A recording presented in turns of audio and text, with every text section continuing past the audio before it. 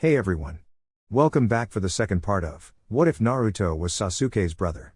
As always, huge thanks to all of my Patreons. Making these videos would be impossible without you guys' support, especially with all the restrictions YouTube places on my type of content.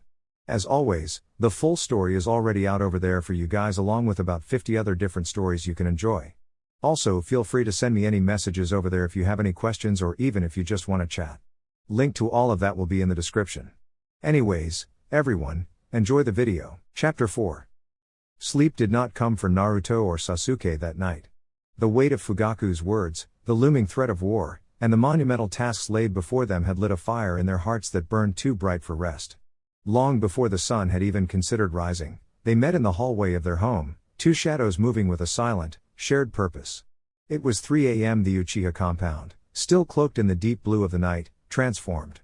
The quiet, mournful silence was replaced by a thrum of intense, focused energy. In a sealed, private dojo lit by a single flickering lamp, Naruto unrolled the Hiraishin scroll. The parchment was covered in his father's impossibly neat, dense script. It wasn't a set of instructions, it was a doctoral thesis on space-time. It was the single most intimidating thing he had ever seen. He took a deep breath. Multi-shadow clone jutsu. The room exploded with smoke. 200 Narutos filled the dojo, each one looking at the scroll with the same mixture of awe and dread. "All right, guys," the original Naruto said, rubbing his temples. "We've got 5 hours. Let's get to work. You, start on the foundational theory. You lot, begin memorizing the core seal array. And the rest of you, just start reading and yell if you find anything that looks easy." As the clones began to read, a deluge of information slammed into Naruto's mind. It wasn't physical exhaustion, it was a mental tsunami. He felt a sharp, stabbing pain behind his eyes as the first clone dispelled after only 10 minutes, its mind utterly fried by a single paragraph. This was going to be a different kind of hell. Meanwhile, on the other side of the compound, Sasuke stood under the cold light of the moon. His mother, Mikoto, faced him, her gentle aura replaced by the razor-sharp focus of a predator. She wore a simple black kikogi, and in her hand, she held a sheathed katana. "Your father's style is powerful," she said, her voice a soft whisper in the pre-dawn quiet. "Mine is the art of the single, perfect strike. It is speed, precision, and the fire of our blood given an edge. Show me your readiness." She tossed the katana to him. He drew the blade, its polished steel gleaming under the moonlight. "Create your clones, Sasuke," she commanded. 50 Sasukes appeared. Half vanished, reappearing in another training ground where Fugaku was waiting. "Now," Mikoto said to the remaining clones. "The first lesson. 1,000 cuts. On that bamboo. Do not stop until the sun rises." In the other training ground, Fugaku looked at the 25 Sasukes. "Your Sharingan can copy jutsu," he stated. "But copying is useless without mastery of the fundamentals. We will begin with the basics." He made a single hand sign. "The ram seal. Hold this. Hold it until your hands cramp. Then hold it longer." For 5 hours, the compound became a crucible. The air rang with the hiss of steel, the low murmur of Fugaku's commands, and the pained groans from the dojo where Naruto wrestled with a jutsu that bent the laws of physics. As the first hint of dawn painted the horizon, a signal was given. The clones dispelled. Naruto collapsed to his knees, clutching his head as 5 hours of incomprehensible theory from 200 minds crashed into his own. Sasuke fell to the ground, his body screaming in protest, his hands raw, his mind a blur of hand signs and sword katas. They met in the kitchen a few minutes later, bruised, battered, and utterly exhausted. But as they looked at each other, they saw not defeat, but the flickering embers of a new, terrifying strength. "Time to go," Sasuke grunted, forcing himself to stand straight. Naruto nodded, his head still throbbing. "Yeah. Wouldn't want to be late for our big day as Chunin." The words sounded hollow, childish, after the morning they had just endured. Walking into the academy classroom was like stepping into a different world. The air buzzed with the excited, nervous chatter of newly minted Chunin. They compared their headbands, boasted about their exam scores, and argued about which Jonin sensei they hoped to get. It was a world of childish hopes and simple ambitions, a world Naruto and Sasuke no longer felt a part of. They took their seats in the back, moving with a stiff, deliberate slowness that spoke of deep-sunk exhaustion. Their presence was a stone dropped into a chattering pond. The other graduates fell silent for a moment, staring. The Uchiha brothers had always been at the top of the class, but today they looked different. There were dark circles under their eyes, and a grim, unnerving focus in their gaze that made the other children uneasy. "Whoa, what happened to you guys?" Kiba asked, leaning over his desk with Akamaru peeking out of his jacket. "You look like you wrestled a bear." Naruto just grunted in response, leaning his throbbing head against his palm.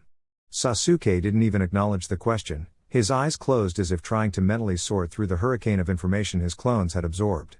Sakura Haruno watched them from across the room, a worried frown on her face.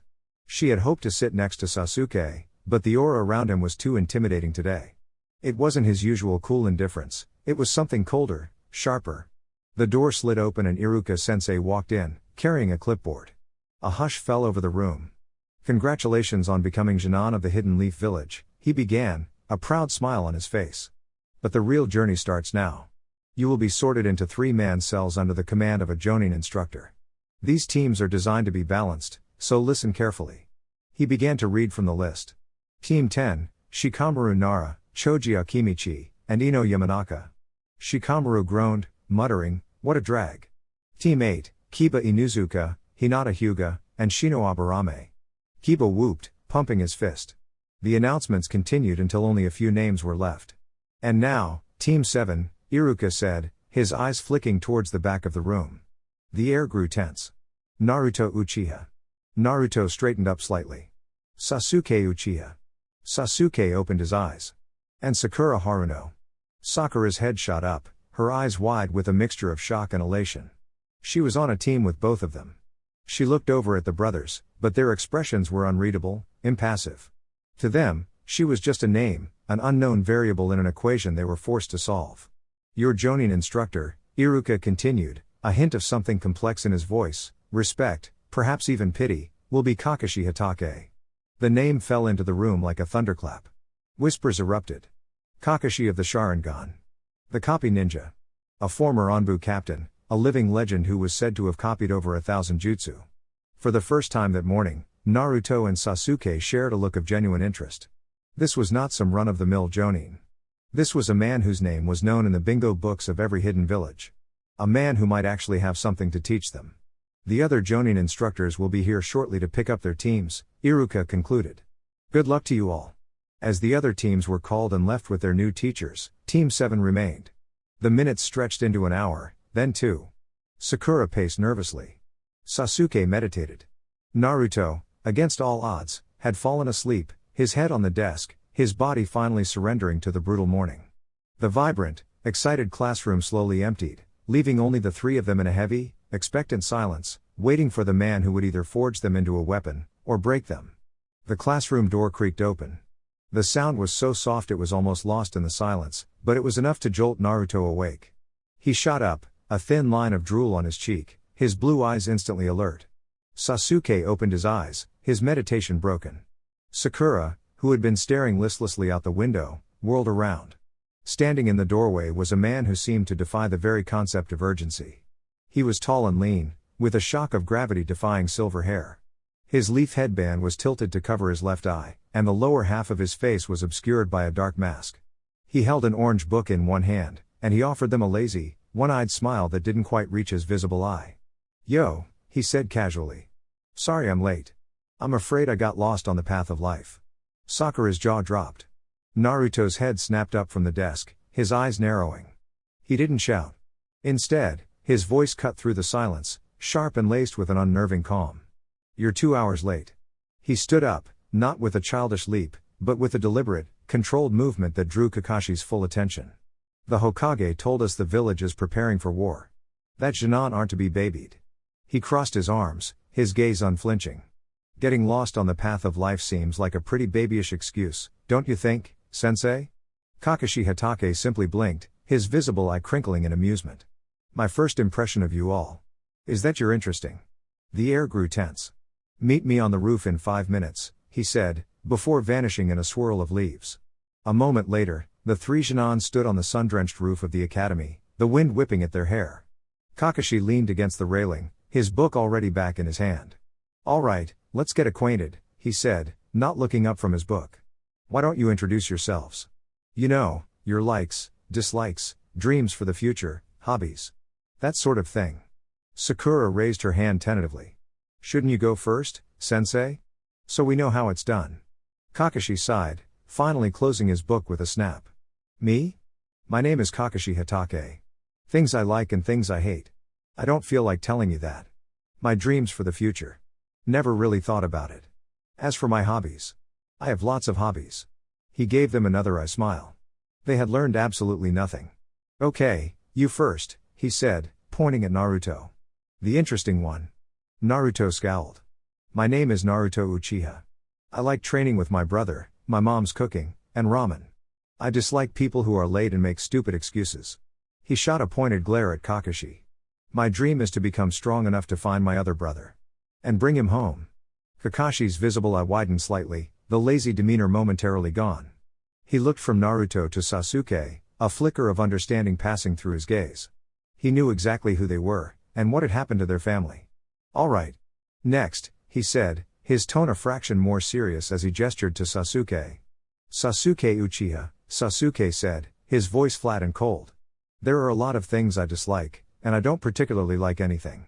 And what I have is not a dream, because I will make it a reality. I will understand the truth of what my brother did, and I will restore the honor of my clan. The intensity in his voice was chilling. This was not a boy's ambition, it was a vow etched in blood and trauma. And you, Pinky, Kakashi said, turning to Sakura, his tone softening slightly as if to break the tension. Me? Sakura squeaked, blushing furiously. Well. The person I like is. She glanced at Sasuke. My hobby is. She glanced at Sasuke again. And my dream for the future is. She let out a high-pitched squeal, hiding her face in her hands. The thing I dislike is people who are late. Naruto shot her a surprised look, a corner of his mouth twitching upwards into a half-smile. Kakashi let out a long, weary sigh. A Jinchuriki driven by a quest for reunion, a traumatized Avenger seeking a hidden truth, and a fangirl. What a team. Good, he said, the single word dripping with irony. You're all unique, and you all have your own ideas. Tomorrow, we begin our first real mission. What is it? What is it? Naruto asked, his earlier anger forgotten in a wave of excitement. A survival exercise, Kakashi said, his eye smile returning, but this time it held a predatory glint. Just the four of us, he chuckled. And here's a fun fact. Of the 27 graduates this year, only 9 will become Chunin. The rest will be sent back to the academy. This test has a failure rate of over 66%. The blood drained from Sakura's face. Naruto's jaw hung open. Even Sasuke looked taken aback. Meet me at Training Ground 7 tomorrow at 5 a.m., Kakashi said, his voice dropping to a serious whisper. Bring your full shinobi gear. He paused, a final, ominous piece of advice hanging in the air. And you'd better skip breakfast. You'll just throw it up. The sun had barely begun to spill its pale morning light over the village when Naruto and Sasuke sat at their kitchen table, methodically working their way through bowls of rice, miso soup, and grilled fish. Mikado moved around them, her expression a mixture of maternal pride and deep-seated worry. Are you sure about this? She asked softly, refilling Naruto's tea. The Jonin said not to eat. Kakashi-sensei also said he got lost on the path of life, Naruto replied between bites, his voice clear and confident. A shinobi's greatest weapon is their body. Going into a fight with no fuel is illogical. It's a test of intelligence, not just obedience. Sasuke nodded in agreement, his chopsticks moving with practiced precision. He wants to see if we're just tools who follow orders, or shinobi who can think for themselves. We will not fail because we were hungry. Their logic was so sound, so starkly mature, that Mikado could only smile faintly and place a hand on each of their heads. Be careful, you two. When they arrived at Training Ground 7, Sakura was already there, looking pale and nervous. Her stomach rumbled loudly in the quiet clearing. Before she could ask, Naruto tossed her a soldier pill. Eat. You'll need it. Before she could argue, a familiar, lazy voice drifted from the trees. Well. Looks like we have a couple of rule breakers. Kakashi appeared, once again hours late. He set an alarm clock on a wooden post. It's set for noon. He then held up 2 small silver bells that jingled musically. Your task is simple. You have until noon to get one of these bells from me. Anyone who doesn't have a bell by the time the alarm goes off fails. Since there are only 2 bells, at least one of you is guaranteed to go back to the academy. Come at me with the intent to kill, or you won't stand a chance. Sakura gulped, intimidated. But Naruto and Sasuke's expressions were hard as granite. Ready, Kakashi said, his visible eye curving into a predatory smile. Start. In an instant, all three vanished. Kakashi blinked in surprise. Perfect. He found Sakura in seconds, trapping her in a textbook genjutsu of a dying Sasuke. She screamed and fainted. One down, Kakashi sighed, but his lazy demeanor vanished as the clearing exploded. 20 Narutos burst from the trees, a coordinated assault from all angles. Kakashi's eye widened. Their movements weren't the clumsy charges of a fresh Chunin, they were fluid, tactical, each clone moving with purpose. Half of them laid down suppressing fire with kunai, forcing him to keep moving, while the other half engaged him in taijutsu. As he effortlessly parried the blows of three clones, Sasuke struck from his blind spot.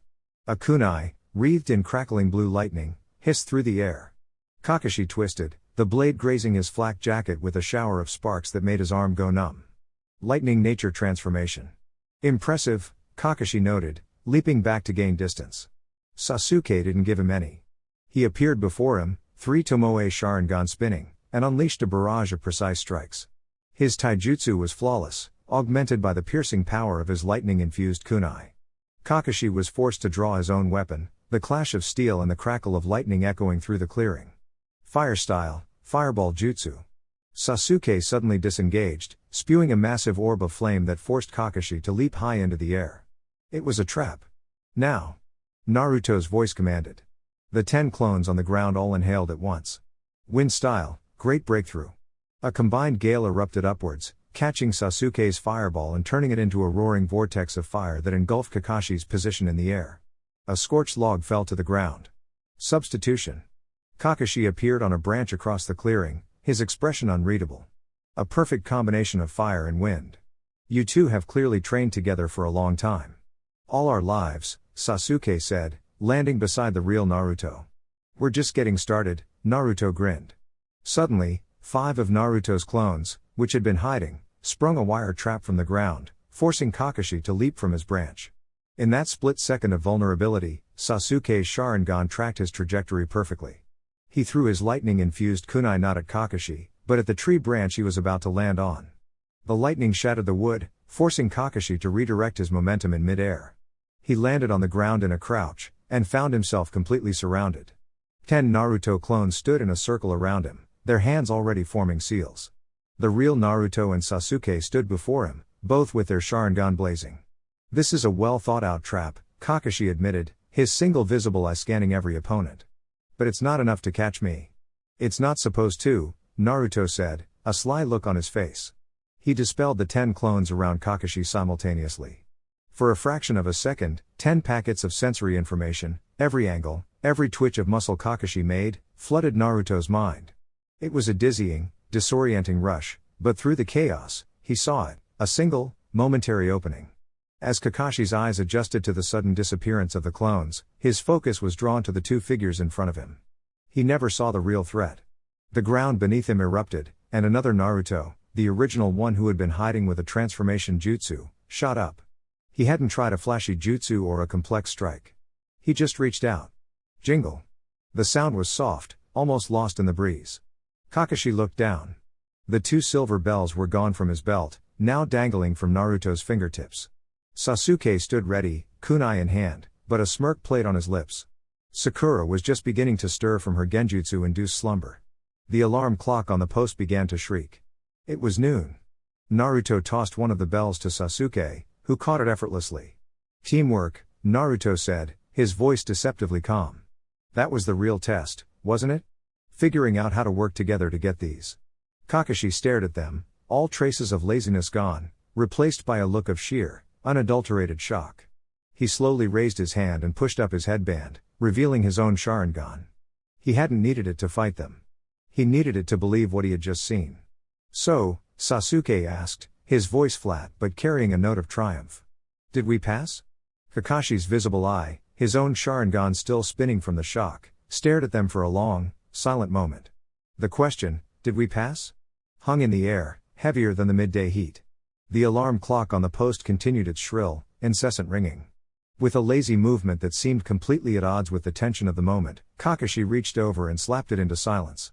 He slowly, deliberately, pulled his headband back down, covering his legendary eye. The lazy, one-eyed smile returned, but it was different now. It was tinged with something that looked like respect. You got the bells, he stated, the words matter of fact. So, yes. You two pass. He then turned his gaze to Sakura, who was standing awkwardly to the side, looking utterly ashamed of her own performance. She had been taken out in the first 30 seconds by a simple genjutsu and had contributed nothing to the fight. Sakura, Kakashi said, and his tone was not unkind, but it was firm. You failed to even register as a threat. You were neutralized instantly. And you did not contribute to your teammates' success. He let out a sigh that sounded genuinely disappointed. I'm sorry, but you're going back to the academy. The blood drained from Sakura's face. Tears welled up in her eyes, and she looked down at the ground, her shoulders trembling. This was it. Her dream of being on a team with Sasuke was over before it had even begun. She had failed. Naruto and Sasuke exchanged a look. It wasn't a long one, just a brief, silent communication that passed between two people who had shared a lifetime of understanding. Sasuke gave a single, almost imperceptible nod. That was all the confirmation Naruto needed.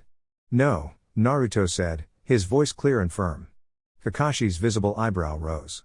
No? Naruto walked over to the distraught Sakura and held out the bell he was holding. Here, he said. Sakura looked up, her tear-filled eyes wide with confusion. But, Naruto, if you give me that, you'll fail. He's not giving it to you, Sasuke's cool voice cut in. He walked over and held out his own bell. We both are. He looked directly at Kakashi, his three Tomoe Sharingan flaring to life, not as a threat, but as a statement of unwavering conviction. A shinobi team is made up of 3 members. If one of us fails, we all fail. We are a unit. That is the entire point of this exercise, isn't it? To see if we would prioritize the mission, the bells, over our own comrades. Naruto grinned, a flash of his old, confident self.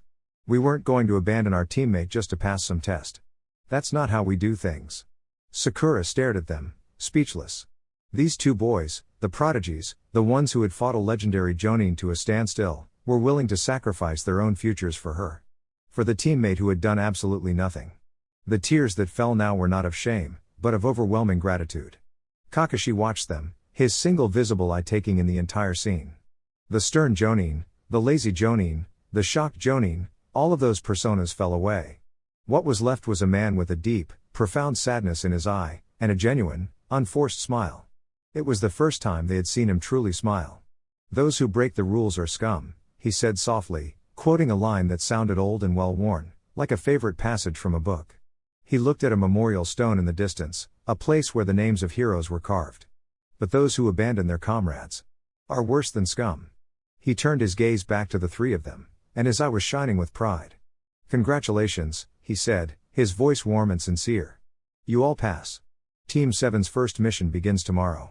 Later that afternoon, the sunlight filtering through the large window of the Hokage's office was warm and golden, a stark contrast to the cold shock still lingering in Kakashi Hatake's system. He stood before the 3rd Hokage's desk, his usual lazy posture absent, replaced by a rigid, formal attention. Hiruzen Sarutobi looked up from his paperwork, a kind, grandfatherly smile on his face. Kakashi. I trust the team assignments went well. Did my choice for your Jinan squad meet with your approval? Kakashi let out a long, weary sigh that seemed to carry the weight of the entire day. Team 7. Passes, he said, the words feeling inadequate. Excellent, Hiruzen beamed. I had a feeling they would. That final test of yours is a difficult one. It takes a special kind of team to understand its true meaning. Oh, they understood it, Kakashi said, a dry, almost bitter edge to his voice. He ran a hand through his silver hair, a gesture of pure exasperation. They understood it after they systematically dismantled every tactic I have, forced me onto the defensive for 10 solid minutes, and then stole the bells with a strategy so well executed I didn't even see it coming. Hiruzen's smile faltered slightly. He set down his pipe, his full attention now on his top Jonin. Explain. Kakashi's visible eye took on a haunted look as he recounted the events of the test.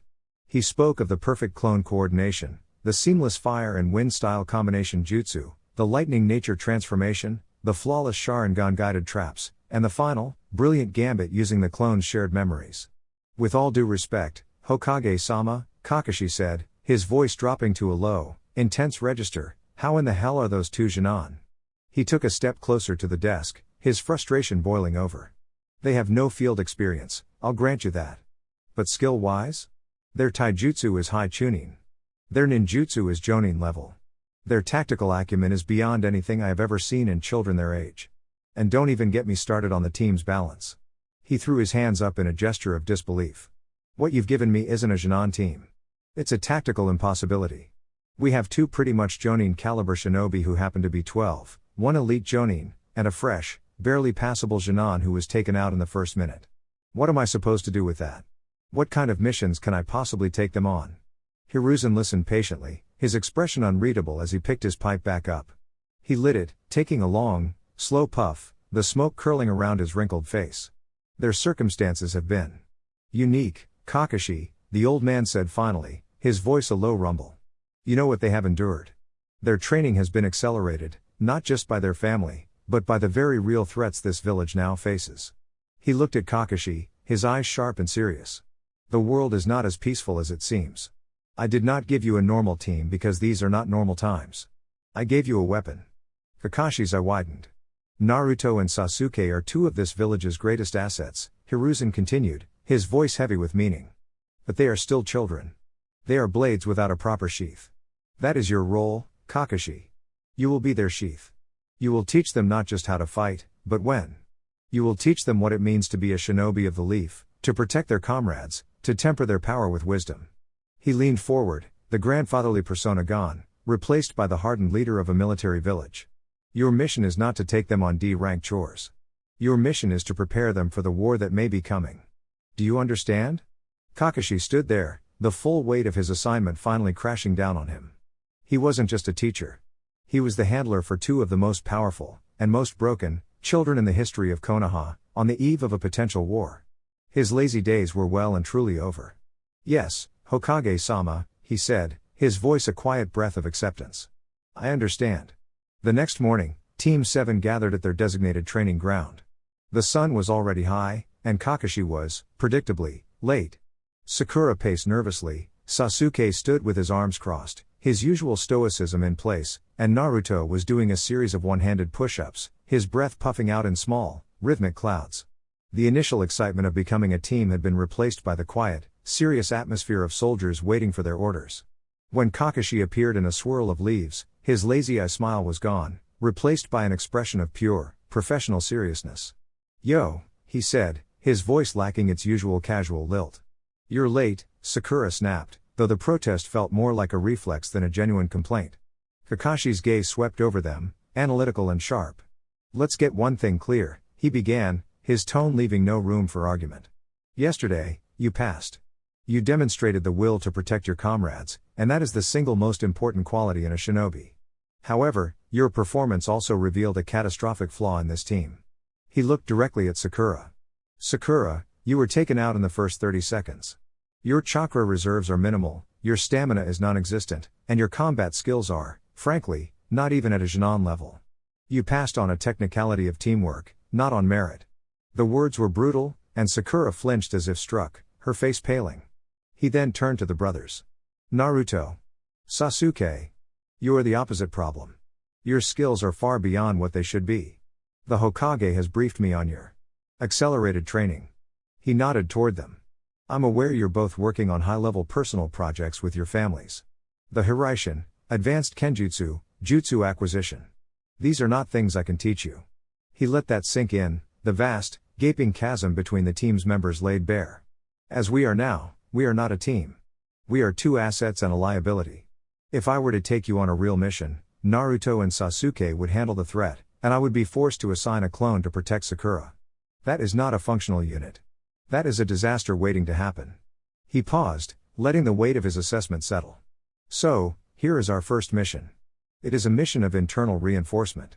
The village is on high alert, and I have been given discretion to bring this team up to combat readiness by any means necessary. His visible eye locked onto the 2 boys. Naruto, Sasuke. I want you to take the next 2 weeks and dedicate yourselves completely to your family training. Do not hold back. Your father, your mother. They are giving you tools far beyond what I can offer in that time. Master them. I want to see tangible results. When we regroup, I expect to see progress on the Hiraishin markers and the flaming sword style. Understood? They both nodded, a look of grim determination on their faces. This was not a vacation, it was a command to get even stronger. Kakashi then turned his full, undivided attention to Sakura, who was trembling, convinced she was about to be sent back to the academy. Sakura, Kakashi's voice softened slightly, but it was the softening of a surgeon before a difficult operation. Your journey will be the hardest. We are going to fix your greatest weakness, your non-existent stamina. He began to pace, his voice taking on a clinical, professorial tone. Stamina is directly linked to the size and strength of your chakra coils. To increase the size of those coils, you must repeatedly push them to their absolute limit, depleting them fully. When they refill, the body overcompensates, making them slightly larger, slightly stronger. Over time, this builds a shinobi's reserves. But that would take years. Sakura protested, her voice small. Normally, yes, Kakashi agreed. But we are not working on a normal timeline. He stopped and looked at her, his expression deadly serious. We are going to accelerate the process. He reached into his flak jacket and pulled out a small, sealed scroll. He opened it, revealing several rows of thick, brown pills. These are special soldier pills from the Akimichi clan. They are packed with calories and nutrients designed to rapidly replenish a shinobi's chakra in the field.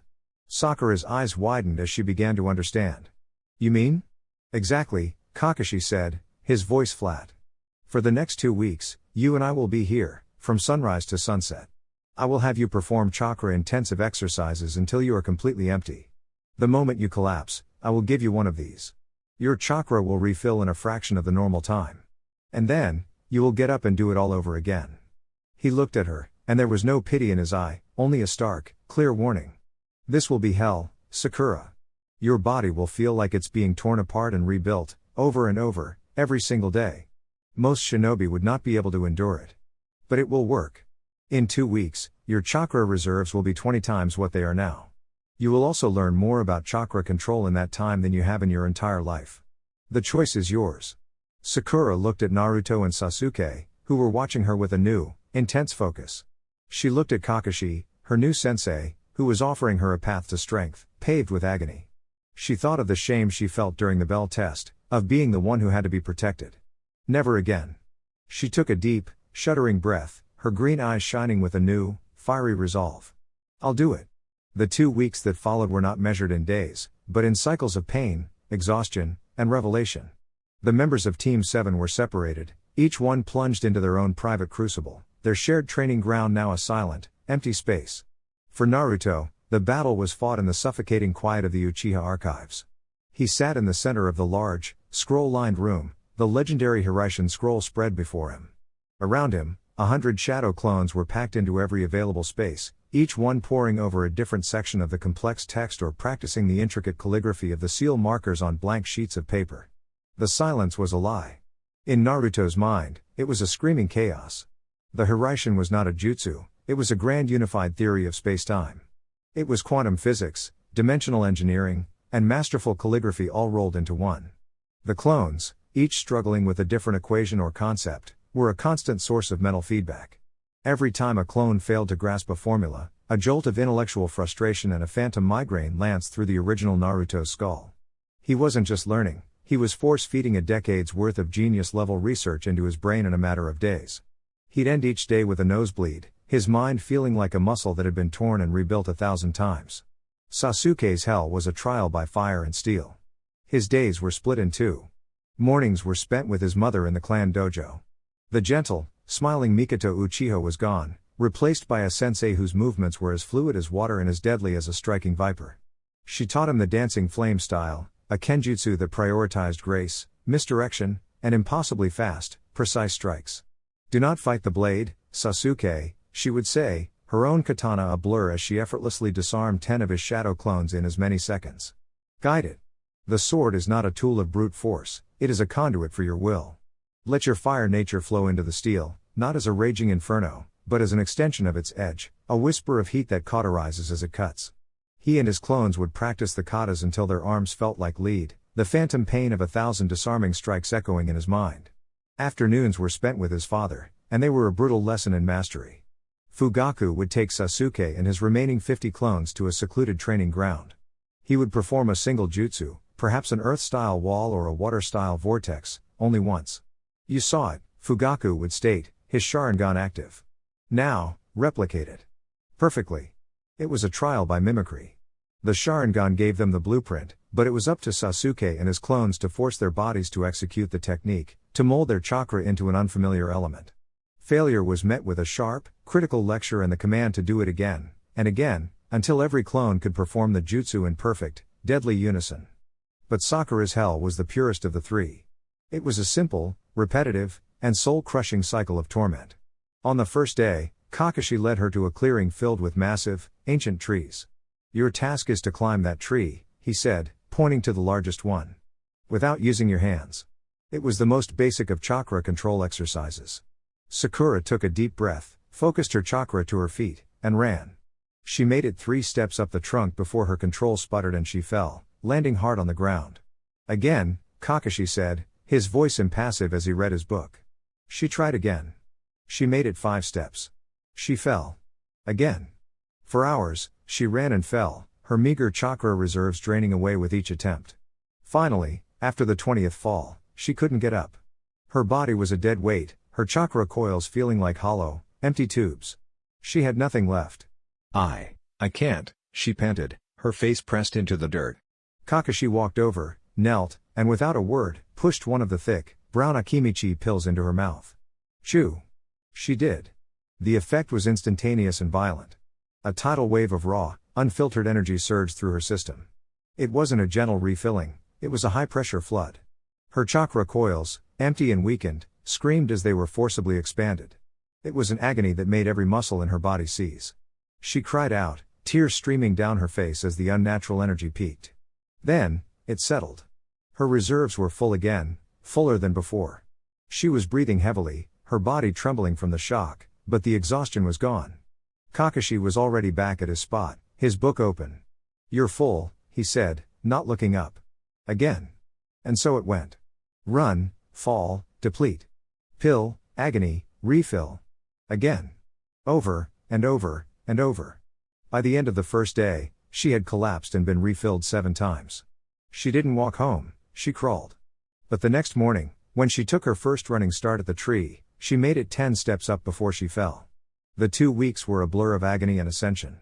Each member of Team 7 walked their separate, brutal path, and each one was reforged in the process. Sakura's world was reduced to the bark of a single, colossal tree and the impassive, one-eyed gaze of her sensei. The cycle of depletion and agonizing refill became her reality. On day 3, she made it halfway up the tree. On day 5, she made it to the first major branch. On day 9, with tears of frustration freezing on her cheeks in the cold morning air, she ran up the entire length of the trunk and stood, panting and triumphant, on the very top branch. She didn't fall. When she returned to the ground, Kakashi closed his book.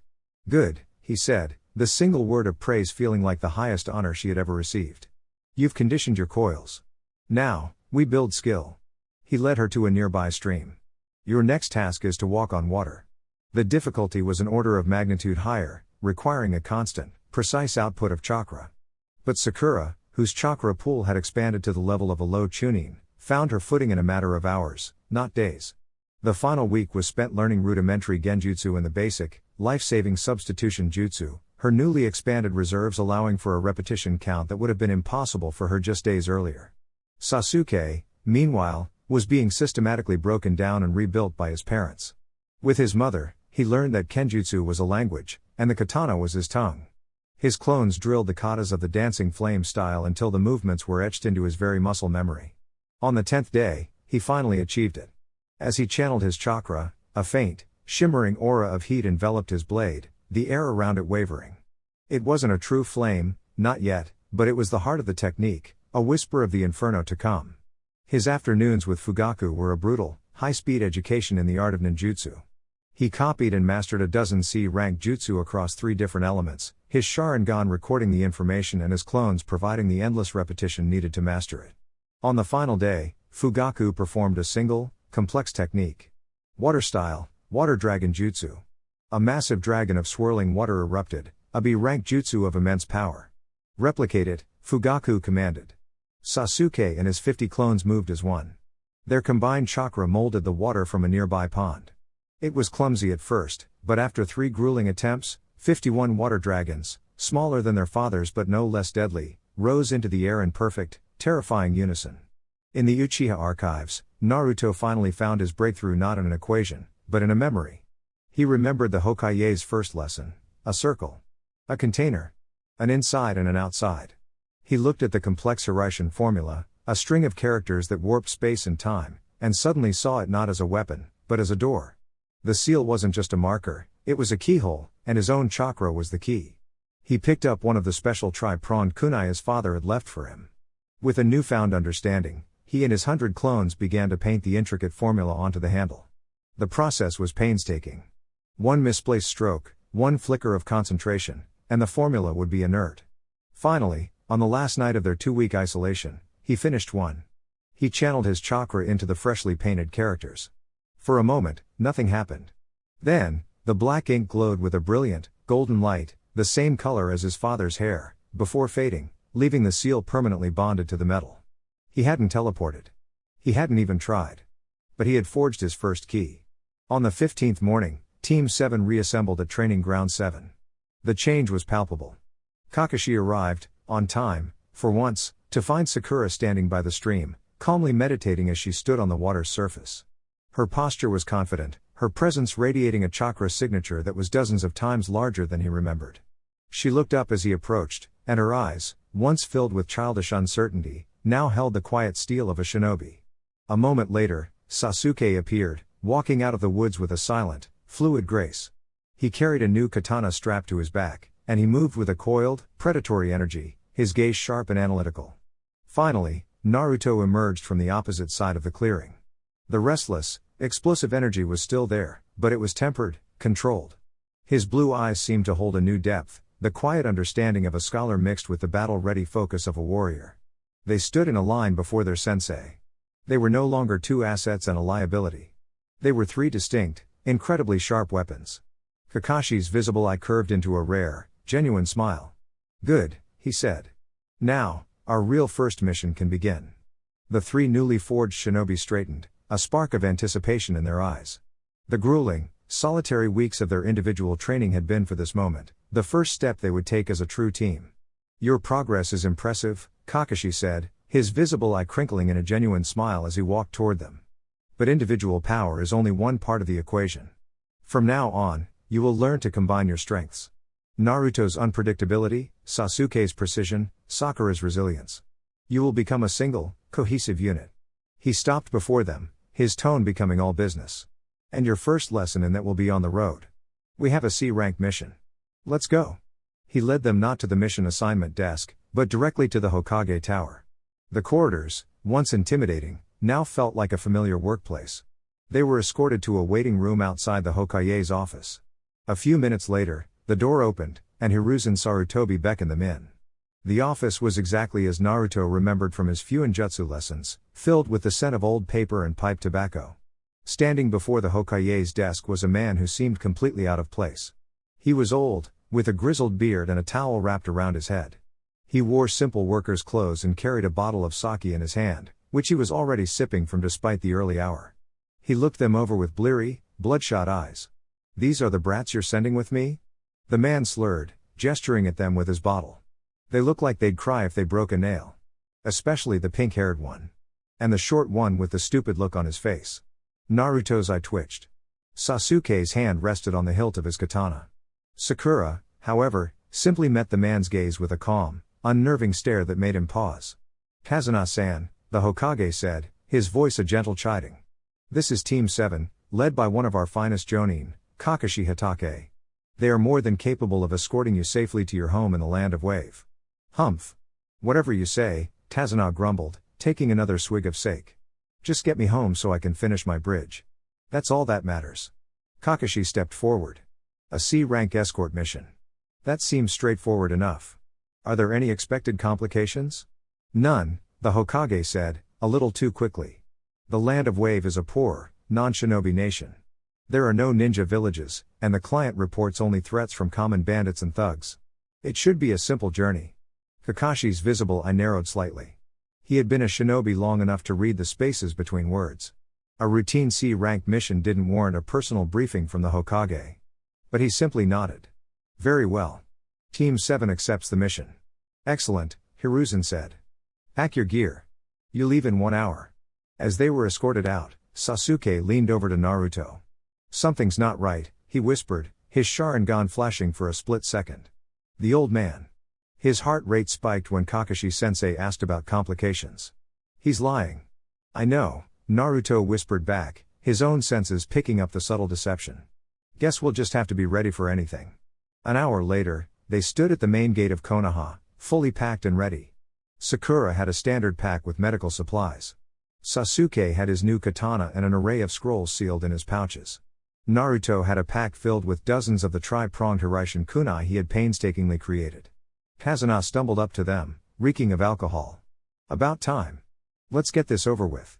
With a final look back at the village walls, Team 7 stepped out onto the road, their first real mission underway.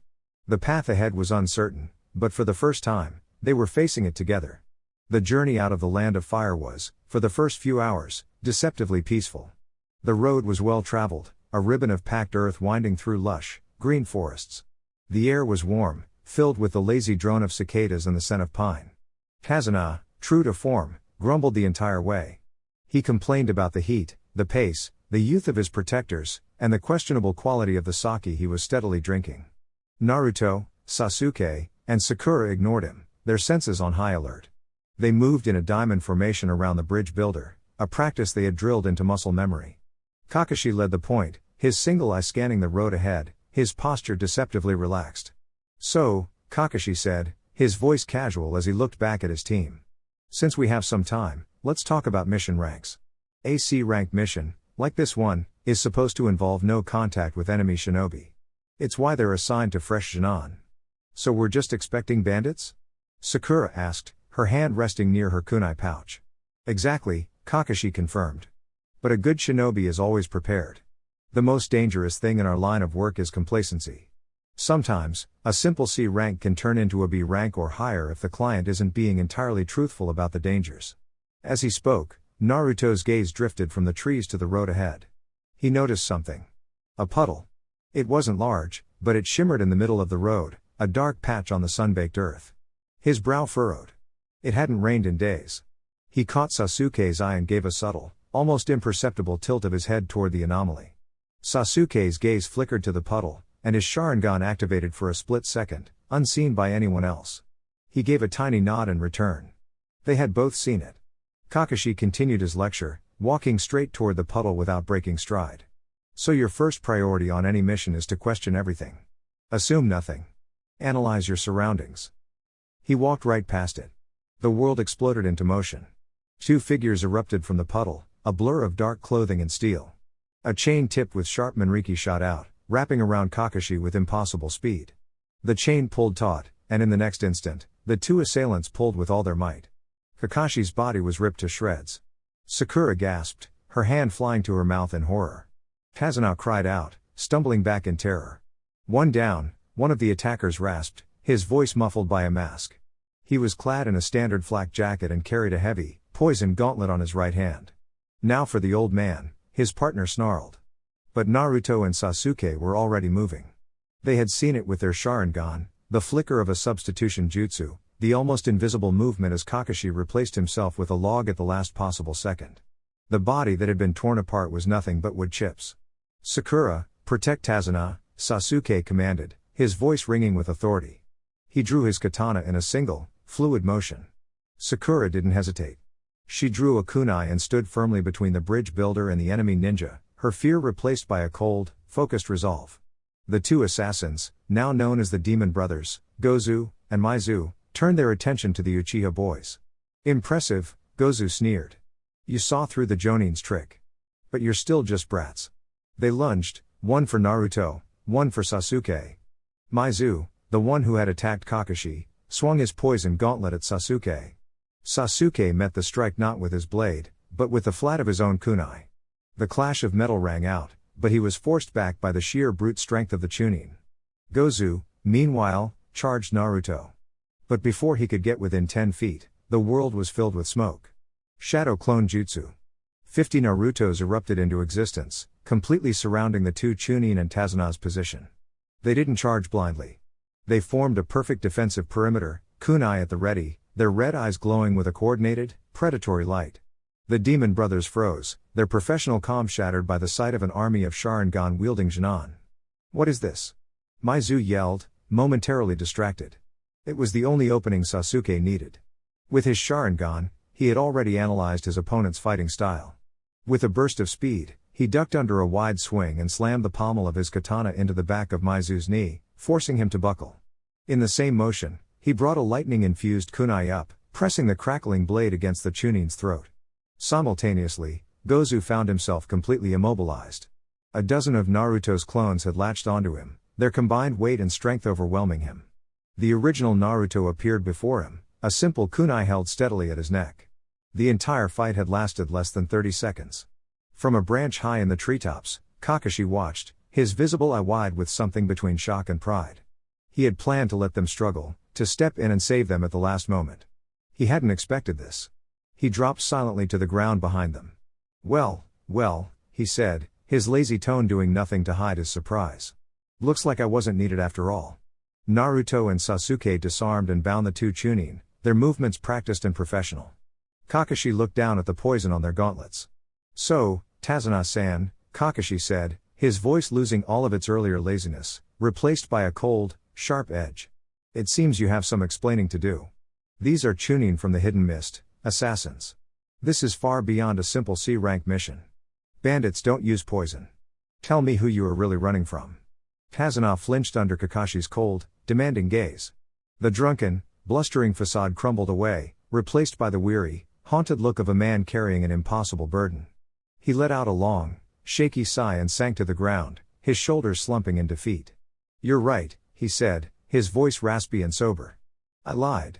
The truth is, this mission is far more dangerous than I let on. It's likely a B rank, maybe higher. Sakura gasped. Naruto and Sasuke exchanged a look, their expressions hardening. This was the deception they had sensed from the very beginning. The person I'm running from isn't just some bandit lord, Tazuna continued, his gaze fixed on the dirt road. He's one of the richest, most powerful men in the world. A shipping magnate named Gato. The name meant nothing to the Chunin, but Kakashi's visible eye narrowed. Gato of Gato Transport? I've heard of him. He's known for his ruthless business practices, using mercenaries and gangs to crush his competition. But I've never heard of him employing shinobi. He does now, Tazuna said bitterly. A year ago, he came to our small, poor island in the land of Wave. He used his wealth and his army of thugs to take control of our shipping lanes, our only connection to the outside world. He created a monopoly, strangling our economy, driving our people into poverty and starvation. He picked up a loose stone, his knuckles white. Anyone who stands up to him disappears. Gato owns everything and everyone. He has broken our spirit. But not yours, Sakura said softly, her earlier annoyance with the man replaced by a dawning respect. Tazuna looked up, a flicker of defiant fire in his old eyes. No. Not mine. There is still hope. A bridge. He gestured in the direction they were traveling. For the past year, we've been building a bridge to connect our island to the mainland. Once it's finished, Gato's control over our shipping will be broken. Trade will return, and our people will be free. That bridge is the symbol of our courage. It is our hope. And Gato wants to stop you, Sasuke concluded, his voice flat. So he hired ninja to have you assassinated. Tazuna nodded grimly. The land of Wave has no money for a B-rank mission. We're on the brink of starvation. I had no choice but to lie, to hire a C-rank escort and hope you could handle a few thugs.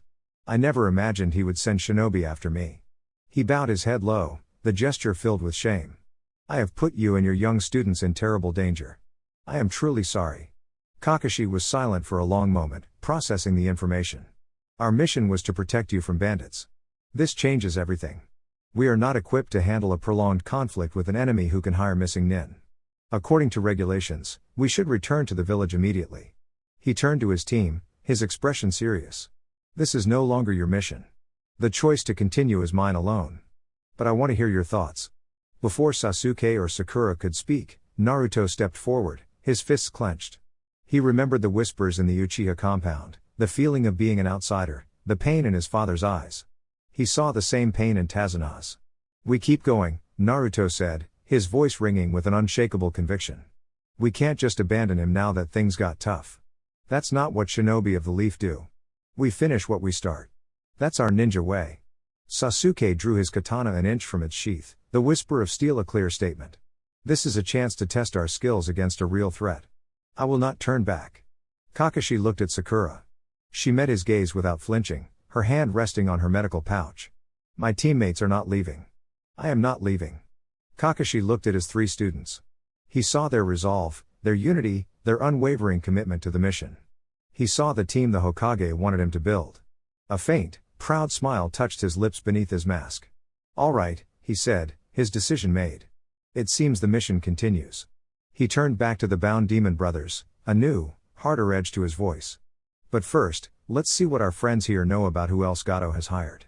Kakashi knelt before the 2 bound demon brothers, his single visible eye devoid of its usual laziness. It was cold, sharp, and analytical. You have one chance to make the rest of your lives less painful, Kakashi said, his voice a low, chilling murmur. Who else has Gato hired? Gozu, the larger of the 2, spat on the ground. We're not telling you anything, Leaf Nin. Do your worst. Kakashi's eye curved into a smile that held no warmth whatsoever. I was once a member of the Anbu Black Ops. My definition of worst is quite extensive. We can begin if you'd like. Before the threat could escalate, Sasuke stepped forward, his 3 Tomoe Sharingan already spinning. Allow me, sensei. He crouched down, his crimson gaze locking onto Maizu, the smaller of the 2 brothers. The Chunin flinched, instinctively trying to avoid the Uchiha's hypnotic gaze. Your heart rate is 120 beats per minute, Sasuke said, his voice flat and clinical. Your chakra is fluctuating erratically. You're afraid. But not of us. He tilted his head slightly. You're terrified of him. Maizu's breath hitched, a micro-expression of pure terror flashing across his face for a fraction of a second. It was all the Sharingan needed. Who is him? Kakashi pressed, seizing the opening Sasuke had created. We will not betray him. Gozu snarled, but his voice lacked conviction. You don't have to, Sasuke said, his eyes still boring into Maizu. You just did.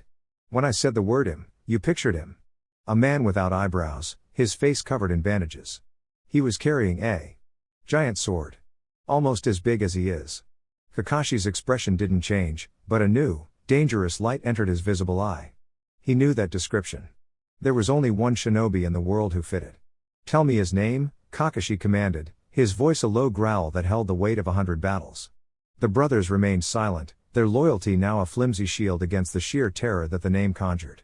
It doesn't matter, Kakashi said, standing up. He looked at his team, his expression unreadable. I know who it is. Zabuza Momochi. Sakura gasped, her hand flying to her mouth. The demon of the hidden mist? One of the 7 swordsmen? The very same, Kakashi confirmed. His gaze, however, was not one of fear, but of intense, professional interest.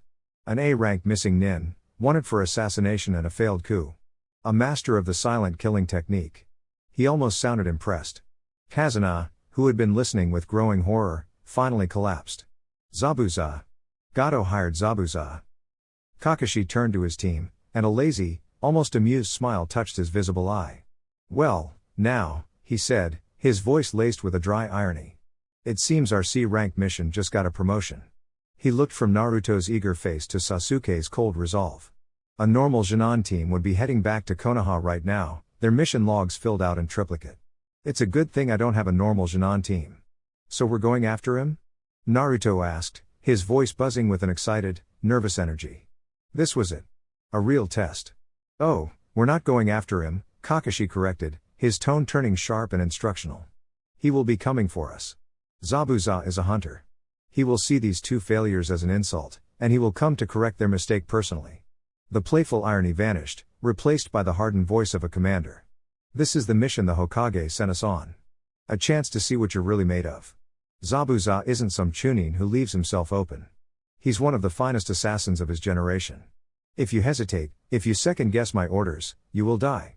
He looked each of them in the eye, his gaze lingering for a moment. He saw no fear. Only fire. Good, he said, a note of satisfaction in his voice. From this moment on, your training accelerates. We move with purpose. We sleep in shifts. And we prepare to show the demon of the hidden mist why even Jonin should be wary of a Junon squad from Konoha.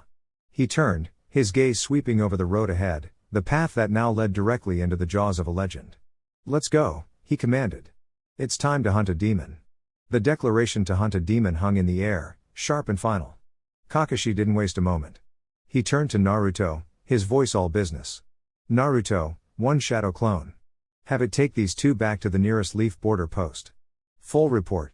Tell them the mission has been upgraded to A rank. Mention Zabuza's name. They'll know what to do. Naruto nodded, creating a single, solid clone. Kakashi, with two swift, precise strikes, rendered the demon brothers unconscious. The clone hoisted the two Chunin over its shoulders with a grunt and vanished back down the path without a word. All right, Kakashi said, turning back to the group. His lazy eye was gone, replaced by the sharp, calculating gaze of a commander. The journey to the coast will take another 6 hours. The training starts now. He fell into step beside Naruto. Naruto, close your eyes. Huh? But sensei, I need to watch for. You have a better set of eyes inside you, Kakashi cut him off. The Kyūbi is a being of pure malice. It senses the negative emotions of others. That is your radar. Kazuna's fear, Sakura's anxiety, Sasuke's anger, those are the background noise. I want you to listen past that. Find the silence. When a predator like Zabuza approaches, his killing intent will be a spike, a scream in that silence. You will feel him long before we see him. Learn to listen. Naruto's eyes widened in understanding. He closed them, his other senses immediately heightening, the world becoming a tapestry of sounds and smells. Kakashi then moved to Sasuke, who was already watching him, his Sharingan active. Sasuke, Kakashi said, his voice a low murmur. Your eyes are our counter to his greatest weapon, the mist. He will try to blind us, to separate us. But the Sharingan sees chakra. You will see the man, even when his body is hidden. Keep your eyes active, but in short, controlled bursts. A second on, 5 seconds off. Learn the rhythm. Master the energy cost. When the mist comes, you will be my eyes. Sasuke gave a sharp, confident nod, his crimson eyes deactivating and reactivating in a steady, pulsing rhythm. Finally, Kakashi looked to Sakura, who was walking beside a very quiet Tazuna, her kunai still clutched tightly in her hand. Sakura, he said, his tone softening slightly. Your role is the most important. The boys will be focused on their heightened senses. They will see chakra and feel emotions. You will be our anchor to the real world. Sakura looked at him, her expression a mixture of surprise and determination. What do I do, sensei? You observe, Kakashi instructed. You question everything. Was that the wind, or the whisper of a jutsu? Is that branch swaying naturally, or was it disturbed? You are our tripwire. Zabuza is a master of misdirection. Your awareness of the physical world is what will keep us from walking into a trap. Trust your instincts. Sakura's grip on her kunai tightened, her knuckles white. She nodded, her green eyes scanning the surrounding forest with a new, intense focus. They walked on, a completely different team than the one that had left Konoha that morning. They were a silent, coordinated unit. Naruto walked with his eyes closed, his head tilted as if listening to a distant sound. Sasuke's head was on a constant, smooth swivel, his Sharingan a flickering crimson beacon. Sakura's gaze missed nothing, her eyes darting from the canopy to the undergrowth. Kazuna, for the first time, was completely silent. He looked at the three children who had just been bickering hours before, now transformed into deadly, focused predators under the command of their legendary sensei. He took a long, shaky swig of his sake, a new, profound respect dawning on him. These weren't just kids. They were shinobi. Hours later, the scent of pine and earth gave way to the sharp, briny smell of salt. The dense forest thinned, and they emerged onto a cliff overlooking a small, misty port. Below them, the land of wave was a silhouette in the distance, a dark shape shrouded in a thick, rolling fog. We take a boat from here, Tazuna said, his voice rough. Kakashi looked out at the mist-shrouded island, his single eye narrowing. They were entering the demon's territory now. He spared a glance at his team. They were tense, alert, but not a single one of them showed any fear. All right, team, Kakashi said, a hint of his lazy smile returning, but this time it held a dangerous, predatory edge. The real hunt is about to begin. Stay sharp. Kazuna led them down a rickety set of stairs to a small, hidden dock where a lone boatman waited, his face etched with fear. The man's small rowboat was their transport, a fragile vessel against the oppressive, rolling mist that blanketed the sea. Is this it? The boatman whispered, his eyes wide as he looked at the three Genin. This is who you brought? They're just children. They're shinobi, Kakashi said, his voice calm as he stepped into the boat. They'll be more than enough. Now, let's go. Before we're spotted. The boatman complied, his hands trembling as he pushed off from the dock. The small boat moved into the fog, and in seconds, the shoreline vanished completely. They were in another world, a silent, gray limbo where the only sound was the rhythmic splash of the oar in the water. The team instinctively fell back into their training. Sakura's eyes scanned the impenetrable wall of white, her ears straining for any sound out of place. Sasuke's Sharingan pulsed, a crimson beacon in the gray, a steady 1 second on, 5 seconds off rhythm. Naruto sat with his eyes closed, his breathing deep and even, his senses cast out into the oppressive silence. The bridge. It's almost complete, Tazuna murmured, pointing into the fog. A massive, skeletal shape loomed out of the mist, the half-finished bridge, a monument of steel and hope in the desolate landscape. It is the hope of our land. Gato cannot stand that. The boatman suddenly cut the engine, letting them drift under the shadow of the colossal structure. We have to be quiet from here, he whispered fearfully. They glided silently through the water, eventually reaching a small, secluded inlet on the coast of the Land of Wave. After a hasty payment, the boatman was gone, his oars splashing frantically as he disappeared back into the mist. They were alone. The air on the island was heavy and damp. They followed a narrow path leading away from the water and into a thick, misty forest. They had only been walking for 5 minutes when it happened. Naruto's eyes snapped open. He felt it first. A needle.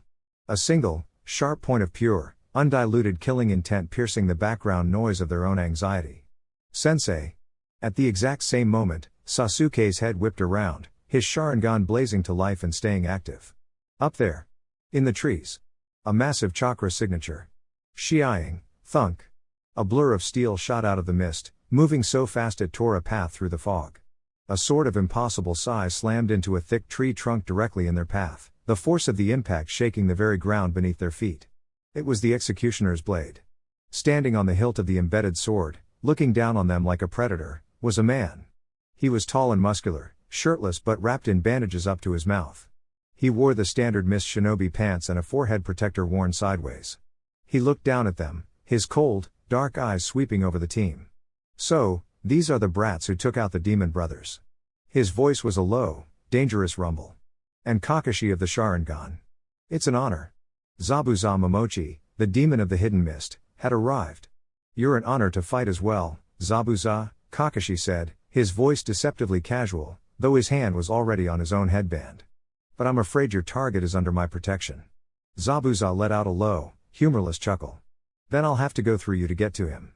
He shifted his weight, his hand reaching for the hilt of his massive sword. And I'll be taking your famous eyes as a souvenir. The killing intent in the air became a suffocating pressure. Kazuna whimpered in terror. Sakura stood her ground, kunai at the ready. Naruto and Sasuke, however, were not intimidated.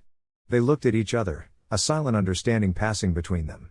The training, the pain, the exhaustion, it had all been for this moment. This was not a test. This was the real thing.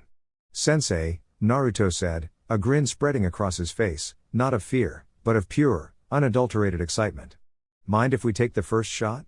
Zabuza's cold eyes narrowed at the sheer audacity of the blonde Jinan. A flicker of amusement, dark and cruel, crossed his face.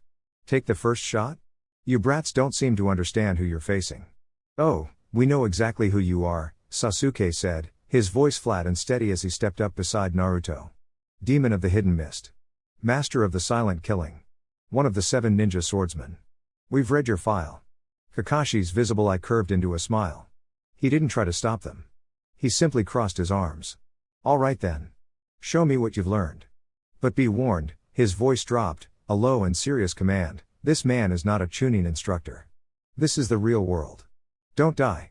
Wouldn't dream of it, Naruto grinned, a feral, excited glint in his blue eyes. All right, Zabuza. Let's see how you handle this. He brought his hands together in the familiar cross seal. Shadow clone jutsu. The forest clearing erupted. Not with 10 clones, or 20, but with 200. An army of Narutos materialized from the mist, their red Sharingan eyes glowing in the gloom, a sea of crimson staring down the lone swordsman. Zabuza's amusement vanished, replaced by a flicker of genuine shock. What? That's a Jonin-level technique. How can a mere brat? He didn't have time to finish the thought. The clones charged, but it wasn't a reckless, blind assault. They moved with chilling coordination. 100 of them laid down a relentless barrage of kunai and shuriken from all angles, a storm of steel that forced Zabuza to abandon his perch. The other 100 swarmed the trees, the ground, cutting off every escape route. Amateurs, Zabuza's voice hissed. He landed on the ground and became a whirlwind of death. He was impossibly fast, his massive executioner's blade a blur of motion. Each swing dispelled a dozen clones, which vanished in contemptuous puffs of smoke. Your numbers are useless if they can't touch me. From the edge of the chaos, the real Naruto stood perfectly still, his eyes closed. The feedback from every clone, every failed punch, every parry, the chilling sensation of the blade passing through them, was flooding his mind. It wasn't a distraction, it was data. Beside him, Sasuke's Sharingan was spinning, his gaze not fixed on Zabuza himself, but on the space around him. He wasn't just watching the fight, he was analyzing it, breaking down Zabuza's movements into a predictable pattern. He favors his right side, Sasuke murmured, his voice low and calm amidst the carnage. He always dodges left. His blind spot is a three-quarter turn behind him after a wide swing. Got it, Naruto said, his eyes still closed. He raised a single hand. Now. The 50 remaining clones instantly changed tactics. They stopped their direct assault and simultaneously threw dozens of kunai with ninja wire attached, not at Zabuza, but into the trees and ground around him. The wires, nearly invisible in the mist, were left deliberately slack. At the same time, Sasuke's hands flew through seals. Fire style, Grand Fireball Jutsu. A massive orb of flame roared into the clearing, not aimed at Zabuza, but at the ground in front of him, kicking up a huge cloud of steam and smoke, obscuring his vision for a precious second. Zabuza scoffed, leaping back to avoid the flames, his body instinctively moving left, just as Sasuke had predicted. He landed squarely in the middle of the area now laced with slack wires. Sakura! Naruto's voice commanded. Sakura, who had been watching from a seemingly safe distance, reacted instantly. She hadn't been idle, she had been the anchor point. Clutched in her hands were the ends of a dozen of the ninja wires the clones had thrown. With a sharp, powerful tug, she pulled them taut. The web of wires snapped tight around Zabuza's ankles and wrists, yanking him off balance and binding him for a crucial, shocking second. He was immobilized. Impressive, Zabuza growled, his muscles straining against the high-tension wires. But a trap is useless without a hunter. Who said we were the hunters? Naruto's voice came from directly behind him. Zabuza's eyes widened in shock. It wasn't a clone. It was the original. While Zabuza had been focused on the clones in front of him, Naruto had used the smoke from the fireball as cover to circle around, his movements completely masked. Zabuza swung his massive blade, a move that should have cut the boy in half, even with his arms partially bound. But Naruto didn't dodge. He met the attack head-on, a swirling, violent sphere of pure wind chakra, the crude, powerful jutsu he had been practicing, screaming in his hand. Crack! The sound was deafening. Naruto's wind jutsu didn't cut the blade, but the sheer, focused force of it met the flat of the sword with the impact of a sledgehammer. The legendary executioner's blade, one of the great swords of the mist, was torn from Zabuza's grasp. It flew through the air, spinning end over end, and embedded itself deep in a tree 50 feet away. Zabuza stared at his empty hands, his mind unable to process what had just happened. He never saw Sasuke.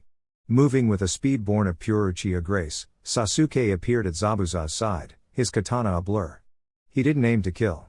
He moved past Zabuza, and in a single, fluid motion, the back of his blade slammed hard against the back of Zabuza's neck. There was a sickening thud, and the demon of the hidden mist, one of the most feared shinobi of his generation, crumpled to the ground, unconscious. Silence. The clearing was a wreck of scorched earth, shredded wires, and dissipating smoke. Sakura and Tazuna stared, their jaws agape. Kakashi slowly lowered the hand that had been ready to push up his headband. A low, soft sound escaped his lips. It was a chuckle. A quiet, breathy, utterly disbelieving chuckle. Well, he said, his voice filled with a strange, almost giddy pride as he looked at the three Chunin standing over the fallen demon. I guess that settles that. The disbelieving chuckle from Kakashi hung in the misty air, a strange sound in the wake of such a ferocious battle. He pushed himself off the tree he'd been leaning against and walked slowly toward the unconscious form of Zabuza Momochi, his single eye wide with a mixture of pride and sheer astonishment. I have to admit, Kakashi said, shaking his head as he looked from the fallen demon to his three Chunin. I did not see that coming. Not in a million years. Naruto puffed out his chest, a wide, triumphant grin plastered on his face. See? We told you. Piece of cake. Don't get cocky, Sasuke grunted, though a smirk of satisfaction was playing on his own lips. He methodically wiped his blade clean and sheathed it. He was careless. He underestimated us. Still, Sakura breathed, her eyes wide as she stared at the notorious S-rank rogue ninja lying defeated at their feet. We did it. We actually did it. Kakashi knelt beside Zabuza, his expression turning serious as he prepared to properly restrain him. Regardless of how it happened, it's over. Now, we just need to. He never finished the sentence. Swish. Swish. 2 senbone needles, thin and deadly, flew out of the mist with impossible speed and precision. They embedded themselves perfectly in the side of Zabuza's neck. Zabuza's body convulsed once, a final, violent jerk, and then went completely still. A thin trickle of blood, dark in the gloomy light, ran from the wounds. Everyone froze. Naruto, Sasuke, and Sakura spun around, their kunai instantly in their hands. Kakashi was already on his feet, his Sharingan blazing as he scanned the trees. A figure landed silently on a branch overlooking the clearing. They were small and slender, wearing the standard Kirigakure flak jacket and, most notably, a white hunter nin mask with thin, curved eye holes and the Mist Village symbol carved into the forehead. You're right. It's over, the hunter nin said, their voice high-pitched and eerily calm, filtered through the mask. Thank you for cornering him. I have been tracking Zabuza for some time. Naruto's triumphant mood evaporated, replaced by hot, immediate anger. Hey! What's the big idea? We had him. That was our fight. Naruto, stand down, Kakashi commanded, his eyes never leaving the mysterious figure. The hunter nin gracefully leapt down from the branch, landing softly beside Zabuza's body. My duty as a hunter nin of the hidden mist is to pursue rogue shinobi and eliminate them, they explained, their tone formal and detached. Without another word, the hunter nin effortlessly hoisted Zabuza's large body over their shoulder. Their masked gaze flickered to the massive executioner's blade embedded in the tree. With another flicker of movement, they were beside the tree, yanking the enormous sword free with a single, powerful tug. My work here is done. Again, you have my gratitude, the hunter nin said, their voice never wavering despite the immense weight they now carried. Before anyone could protest further, they vanished, taking both Zabuza and his legendary blade with them. The clearing was silent once more, the only evidence of the battle the scorched earth and the shredded wires. Naruto kicked at the dirt, his frustration boiling over. Just like that? They just show up and steal our prize? It doesn't matter, Naruto, Sasuke said, though his own eyes were narrowed in thought. He's dead. The mission is safe. Is it? Kakashi's voice was quiet, contemplative. He walked over to the spot where Zabuza had fallen, his Sharingan still active as he scanned the ground. Something's not right. Sakura looked at him, confused. What do you mean, sensei? The hunter nin killed him. Did they? Kakashi mused, kneeling down. Hunter nin are the most elite trackers and assassins in their village. Their methods are absolute. They were thorough enough to retrieve his blade, a valuable asset to their village. So why use senbone needles? He looked up at his team, his expression grim. They're rarely used for killing, unless you hit a very specific, almost impossible to reach vital point. More often, they're used to induce a state of false death, a temporary paralysis that mimics the real thing. The implication of his words settled over them, a cold, creeping dread that was far worse than the thrill of the fight. You mean, Sakura whispered. There's a very good chance, Kakashi said, his visible eye narrowing as he stared into the mist-shrouded forest, that Zabuza Momochi is still alive. Kakashi's final words hung in the air, a cold certainty that extinguished any lingering triumph from their victory. Zabuza was alive. The hunter nin was an accomplice. So that was all a trick? Naruto asked, his voice low and dangerous. They played us. A very skilled deception, Kakashi confirmed, his Sharingan finally deactivating. That hunter nin was Zabuza's partner. They needed a way to get him out of a fight he was losing. They succeeded. What now, sensei? Sakura asked, her practical mind already moving past the shock. Do we go back? This is way beyond the scope of the mission. Kakashi looked at her, then at the two boys, then at the terrified bridge builder. A slow, predatory smile spread across his face. Go back? Absolutely not. He turned his gaze to Tazuna. They'll expect us to retreat. They'll think we're just a bunch of Jinan who got lucky. They'll give Zabuza a week or so to recover, and then he'll come for you again. That gives us a window. A window? Tazuna asked, his voice trembling. A window to prepare, Sasuke said, finishing the thought. His own Sharingan had deactivated, but his eyes were sharp with understanding. We know he's coming. He doesn't know that we know. Exactly, Kakashi said, His confidence a calming force. We have the element of surprise. We will see Tazuna-san safely to his home, and then we will turn this entire island into a trap. Let the demon of the mist come. We'll be waiting for him. The rest of the journey to Tazuna's house was a tense, silent march. They moved through the impoverished streets of the Land of Wave, the hollow eyes of the townspeople following them with a mixture of fear and despair. The air was thick with Gato's oppressive shadow. Tazuna's home was a simple but well-kept wooden house on the edge of the village. A woman with dark hair and a kind, worried face met them at the door. "Father. You're safe," she cried, rushing to hug him. "I'm fine, Tsunami," Tazuna grunted, patting her back. A small boy with a sullen expression peeked out from behind her, his eyes filled with a deep, childish anger. "Welcome, please, come in," Tsunami said, bowing to Team 7.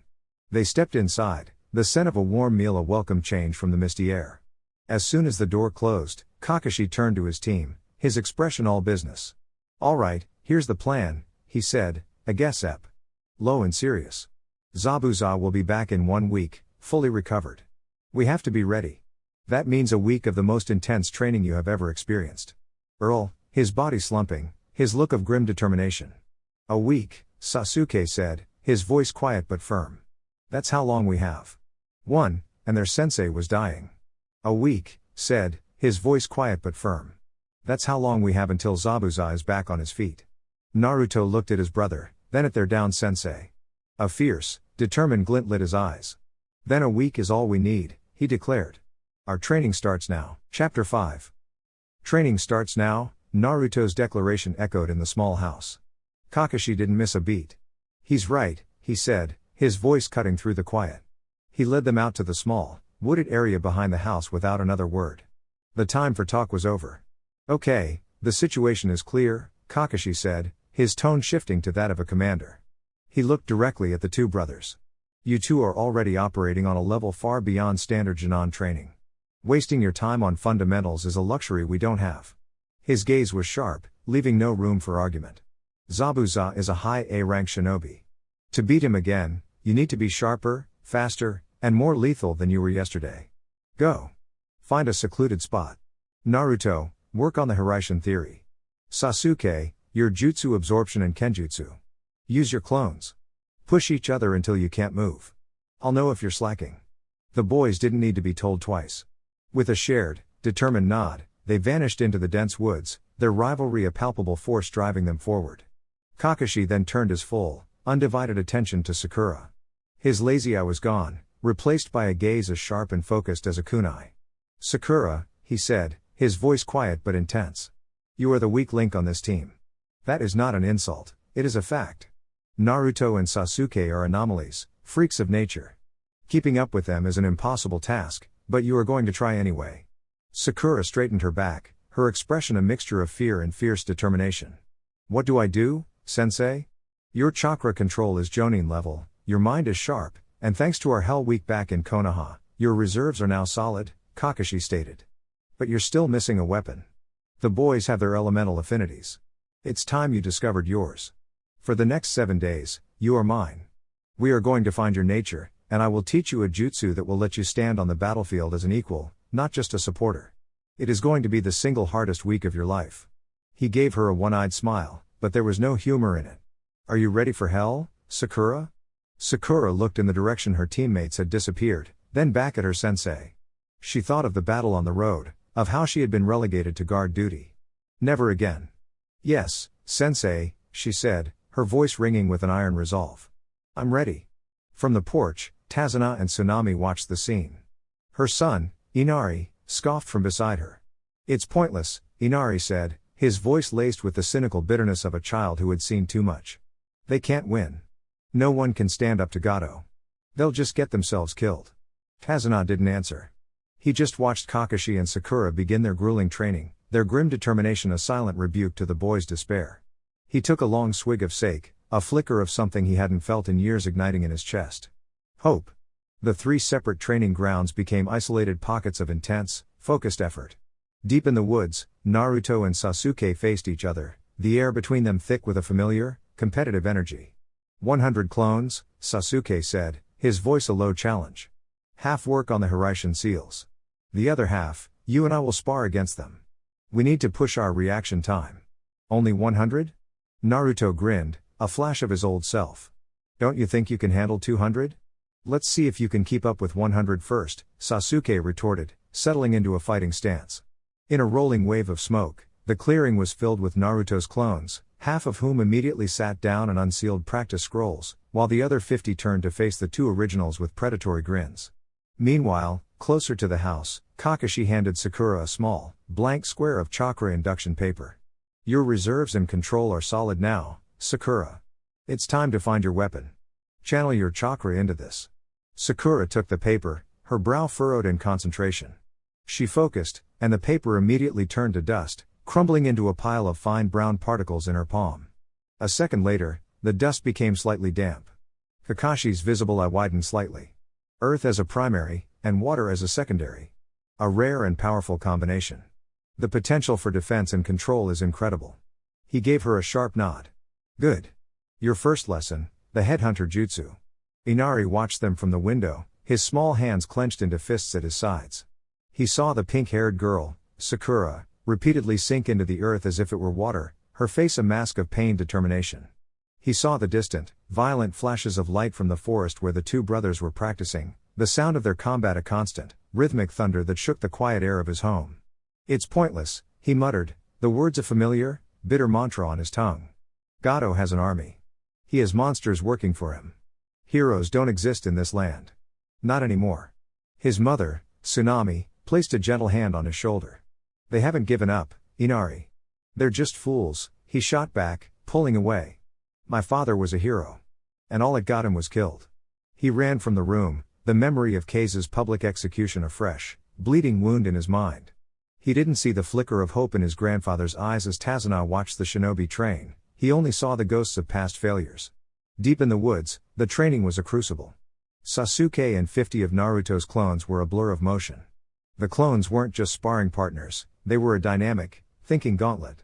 They would shift formations, employ complex diversions, and use every dirty trick Naruto's own mind could conceive of. Sasuke, in turn, was a whirlwind of precision. His Sharingan tracked every feint, his new katana a silver arc of death that dispelled clone after clone. His taijutsu was becoming brutally efficient, stripped of all wasted motion. Meanwhile, the original Naruto sat in the center of the clearing, his eyes closed. 50 other clones sat around him in a silent, meditative circle, the Hiraishin scroll spread between them. The mental feedback was an agony unlike any he had ever known. It wasn't the sharp pain of a physical blow, but a deep, grinding exhaustion as the clones force-fed his brain decades of theoretical physics and spatial formula. Every few minutes, a clone would simply wink out of existence, its mind overloaded, sending a fresh spike of migraine and a packet of incomprehensible data crashing into his consciousness. Closer to the house, Sakura's hell was more tangible. Again, Kakashi's voice was impassive, betraying none of the pride he felt. Sakura hauled herself out of the ground, her limbs heavy with mud, her chakra scraped raw. The headhunter jutsu, the art of moving freely through the earth, was a brutal teacher. It required a constant, precise release of earth-natured chakra. Too little, and you were trapped in solid ground. Too much, and you shot out like a geyser. My reserves are almost empty, sensei, she panted, her body trembling. Almost is not empty, Kakashi stated simply. Again. With a cry of sheer willpower, Sakura focused, molding her remaining chakra. She sank back into the ground, the cool, dark pressure of the earth a familiar torment. This time, she moved 3 feet underground before her chakra sputtered and she was forced to surface. Good, Kakashi said, and the single word felt like a balm on her soul. He tossed her a soldier pill. Replenish. Then we move on to phase 2, striking from concealment. Days bled into one another. On the 4th day, Naruto's world went white. He cried out, clutching his head as 100 hours of theoretical understanding from his clones simultaneously found their place. He didn't just understand the Hiraishin formula now, he felt it. He saw the world not as a physical space, but as a grid of coordinates, a fabric that could be pinched and folded. He stumbled out of the woods, a nosebleed tracing a path down his lip, his mind reeling from the revelation. He found Inari sitting on the dock, skipping stones across the misty water. Naruto sat down beside him, the silence stretching between them. My dad was the 4th Hokage, Naruto said quietly, not looking at the boy. He died the night I was born, protecting the village. My other father. He's the head of my clan. He faces down traitors and politicians every day to keep us safe. My brother. He threw away his whole life for a mission he thought would protect us. Inari said nothing, just threw another stone. Being a hero isn't about winning, Naruto continued, his voice rough. It's about showing up. It's about standing in front of the people you want to protect and not backing down, no matter how pointless it seems. That's what your father did, isn't it? A tear traced a clean path through the dirt on Inari's cheek. He's dead. Yeah, Naruto said softly. But you're not. And this village isn't. He didn't die for nothing. Before Inari could respond, a commotion from the village center reached their ears. Shouts. The sound of splintering wood. Two of Gato's thugs, large, brutish men armed with clubs, were making an example of a shopkeeper who was late on his protection payment. This is what happens to worms who defy Mr. Gato. One of them roared, raising his club to strike the cowering man. That's enough. The voice was not loud, but it cut through the air with the cold authority of tempered steel. The thugs turned. Sakura stood there, her pink hair a splash of color in the grim, gray street. Kakashi was a step behind her, a silent shadow. The lead thug laughed. Well. Look what we have here. A little girl playing ninja. He advanced on her, his club held menacingly. Run home before you get hurt, Pinky. I don't think so, Sakura said. She wove a single hand sign. The ground beneath the thug turned to mud. He yelped in surprise as he sank to his knees, immobilized. His partner stared in shock before charging at her with a roar. Sakura didn't flinch. As he swung his club, she dropped. Not to the ground, but into it. She vanished completely, leaving the thug to swing at empty air. He stumbled, confused, looking around wildly. Where'd she go?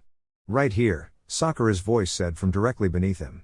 The ground erupted, and Sakura's head and shoulders shot out. Her fist, empowered by a surge of chakra, slammed into the thug's jaw with a sickening crack. He flew backward, unconscious before he hit the ground. Silence. The villagers stared, their eyes wide with disbelief. The first thug, still stuck in the mud, trembled in terror. Sakura pulled herself the rest of the way out of the ground, brushing the dirt from her shoulders.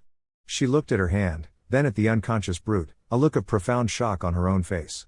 She had done it. Kakashi's visible eye curved into a proud smile. The seventh day arrived, gray and heavy. The mist rolling off the sea was thicker than usual, a cold, wet blanket that clung to everything. Team 7 gathered in the clearing behind Tazuna's house. The transformation was palpable. Sasuke stood with a new, lethal stillness, his hand resting on the hilt of his katana. Naruto's explosive energy was still there, but it was now a controlled burn, his blue eyes holding the quiet, calculating depth of a master strategist. And Sakura stood beside them, her posture confident, her green eyes holding the quiet, unshakable resolve of a shinobi who had faced her weakness and crushed it. Kakashi looked at them, not as a teacher to students, but as a commander to his soldiers. He's coming, Kakashi said, his voice a low murmur. Naruto, you feel it, don't you? Naruto nodded, his eyes closed. The killing intent. It's out there, on the water. It's cold. And it's patient. Good, Kakashi said. He turned his gaze toward the half-finished bridge, a skeletal silhouette in the oppressive fog. Let's not keep him waiting. It's time to go hunting. The walk to the bridge was a silent, tense procession. The mist was a living entity, coiling around their ankles, muffling the sound of their footsteps until the only thing audible was the frantic thumping of Tazuna's heart. The air was cold, heavy, and tasted of salt and imminent bloodshed. As they stepped onto the massive, half-finished structure, the scene that greeted them was one of grim finality. Tazuna's workers were scattered across the length of the bridge like fallen leaves, all of them unconscious, laid out with a precision that spoke not of a brawl, but of a single, swift action. They're all, Tazuna gasped, his knees buckling. They're alive, Kakashi stated, his single eye scanning the oppressive gray void. It was a nerve strike. He wanted the stage cleared for the main performance. A low, humorless chuckle echoed from the center of the bridge, seeming to come from everywhere at once. I see your senses are as sharp as ever, Kakashi. I was beginning to think you wouldn't show. Two figures materialized from the thickest part of the fog. Zabuza Momochi stood with the massive executioner's blade resting on his shoulder, his bandaged face radiating an aura of pure, controlled menace. Beside him stood the slender hunter Nin, their white mask a blank, emotionless specter in the gloom.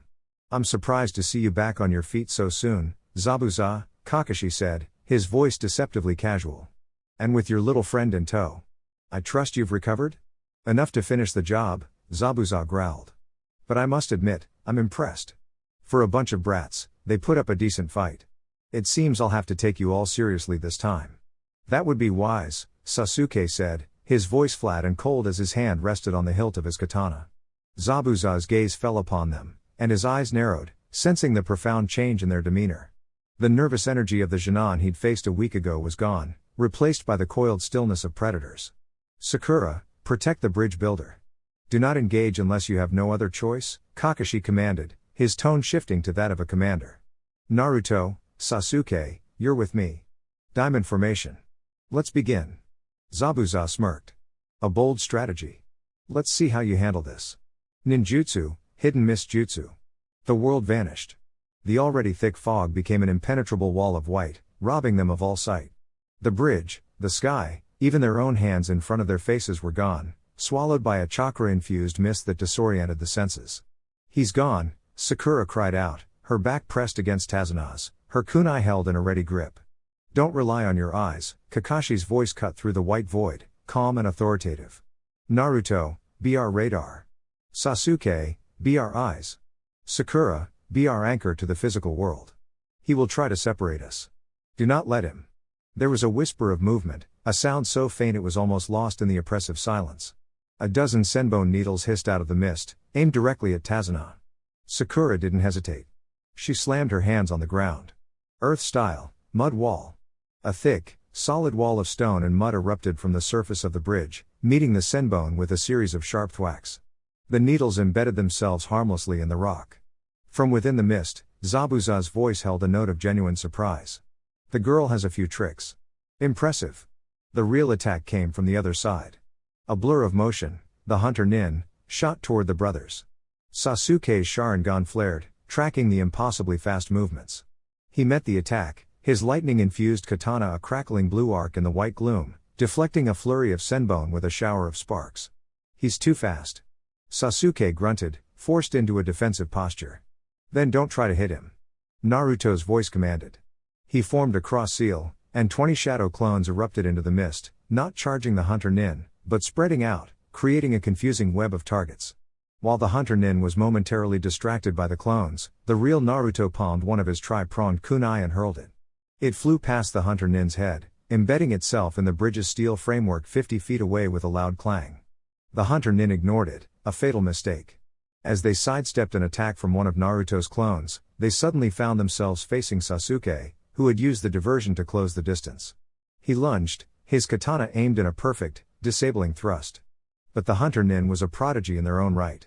They twisted, their body moving with an unnatural fluidity, and the thrust that should have pierced their shoulder glanced off their flak jacket. They countered with a lightning-fast kick that sent Sasuke stumbling back. It's over, the hunter Nin said, their calm voice a chilling contrast to the speed of their attack. They raised their hand, a dozen senbone held between their fingers, ready to end it. At that moment, Naruto, who was a full 30 feet away, grinned. Gotcha! In a flash of golden light, he vanished. He reappeared instantly, not next to the hunter Nin, but in the spot where his Hiraishin kunai had landed. He had teleported. The hunter Nin, whose attention was locked on the Sasuke in front of them, never saw it coming. Naruto's fist, wreathed in a swirling, violent sphere of wind chakra, slammed into the hunter Nin's side. Wind fist, he yelled, the name of the crude but powerful jutsu echoing the impact. There was a sickening crunch, and the masked figure was sent flying, tumbling across the bridge and crashing into a pile of construction materials. The white hunter Nin mask cracked, a spiderweb of fractures spreading across its surface before a large piece broke away. Zabuza, who had been locked in a high-speed taijutsu battle with Kakashi, froze.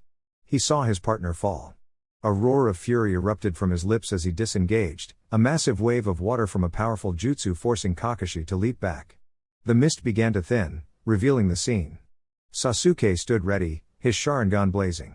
Kakashi was poised, his own Sharingan revealed. And Naruto stood over the fallen figure, whose face was now partially visible through the broken mask. The face of a beautiful, androgynous boy, his dark eyes wide with shock and pain. Haku! Haku! Zabuza roared, his killing intent flooding the bridge, a palpable wave of pure rage. Haku struggled to his feet, clutching his side, his gaze fixed on Naruto with a newfound, chilling seriousness. You will regret that, he said, his voice no longer high-pitched and filtered, but low and cold. He brought his hands together in a one-handed seal. Secret art, demonic mirroring ice crystals. The very air grew cold. Moisture in the mist began to coalesce, to freeze.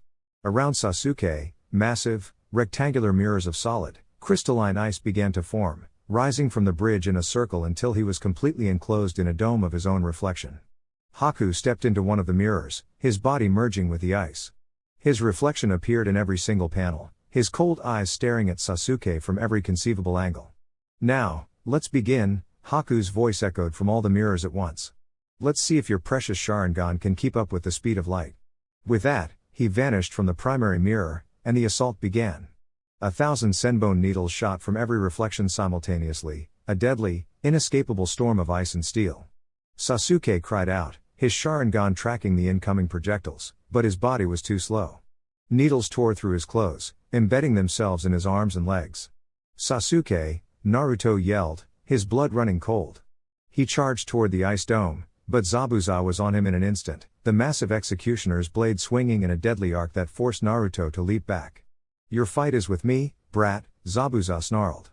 Kakashi engaged Zabuza, their battle a blur of steel and water jutsu, but his attention was divided, his gaze constantly flicking to the dome of ice where Sasuke was being systematically torn apart.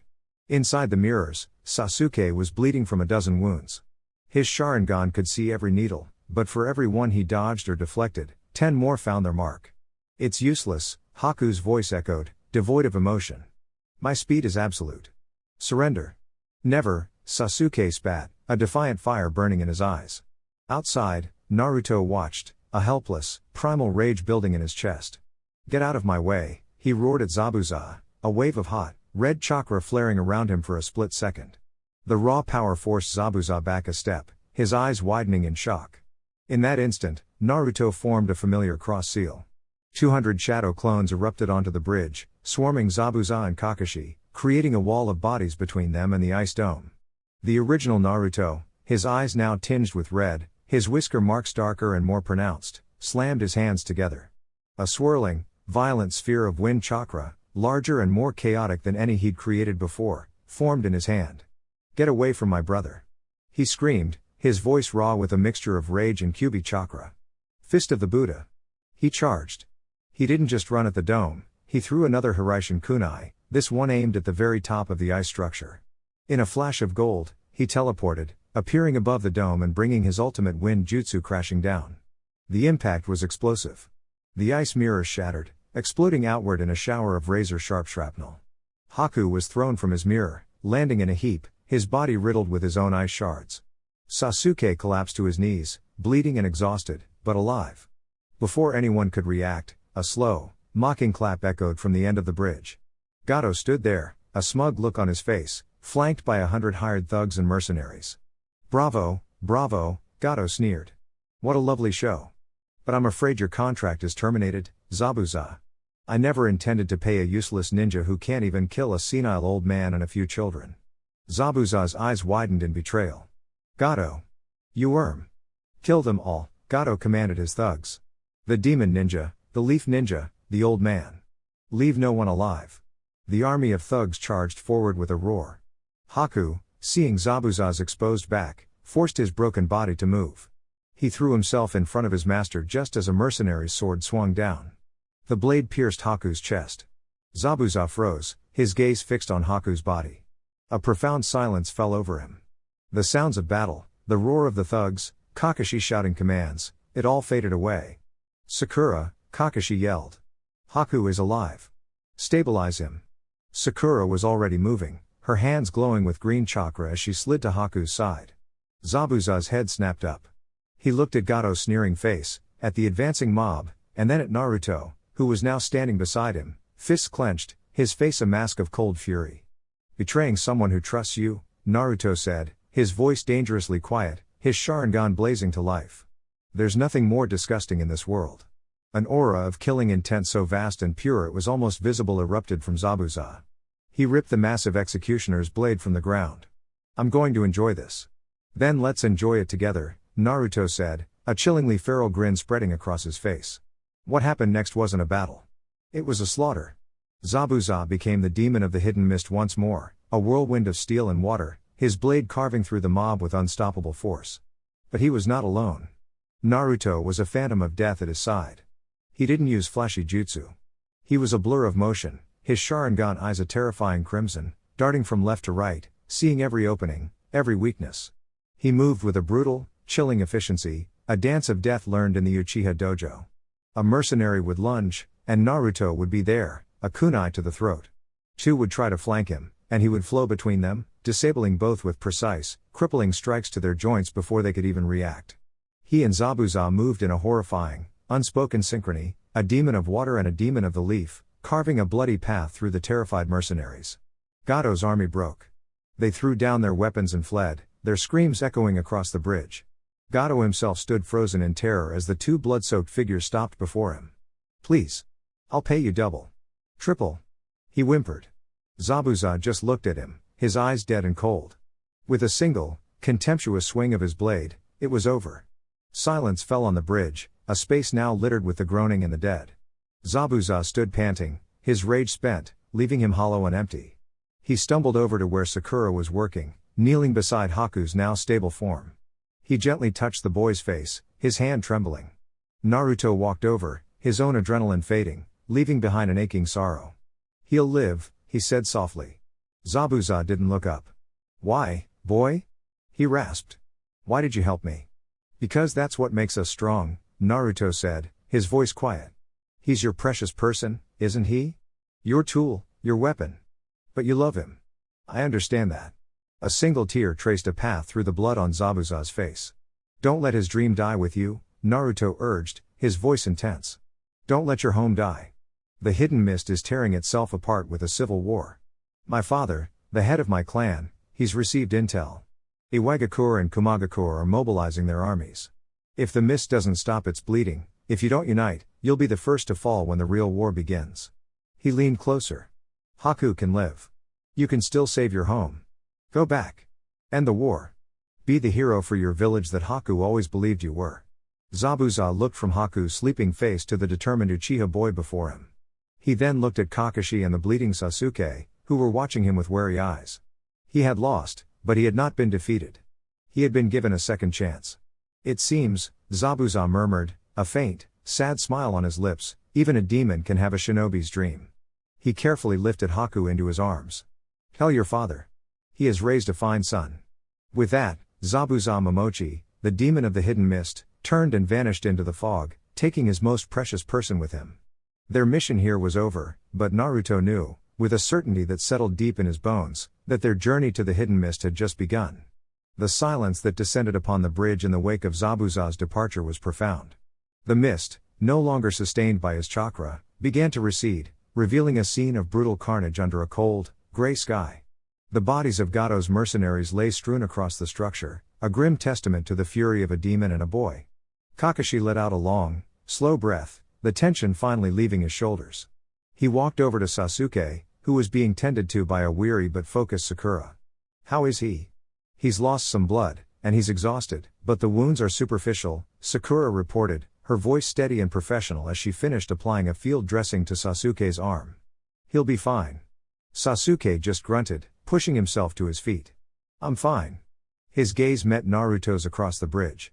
There was no rivalry in it, only a deep, shared understanding. They had faced their first true life or death battle, and they had won.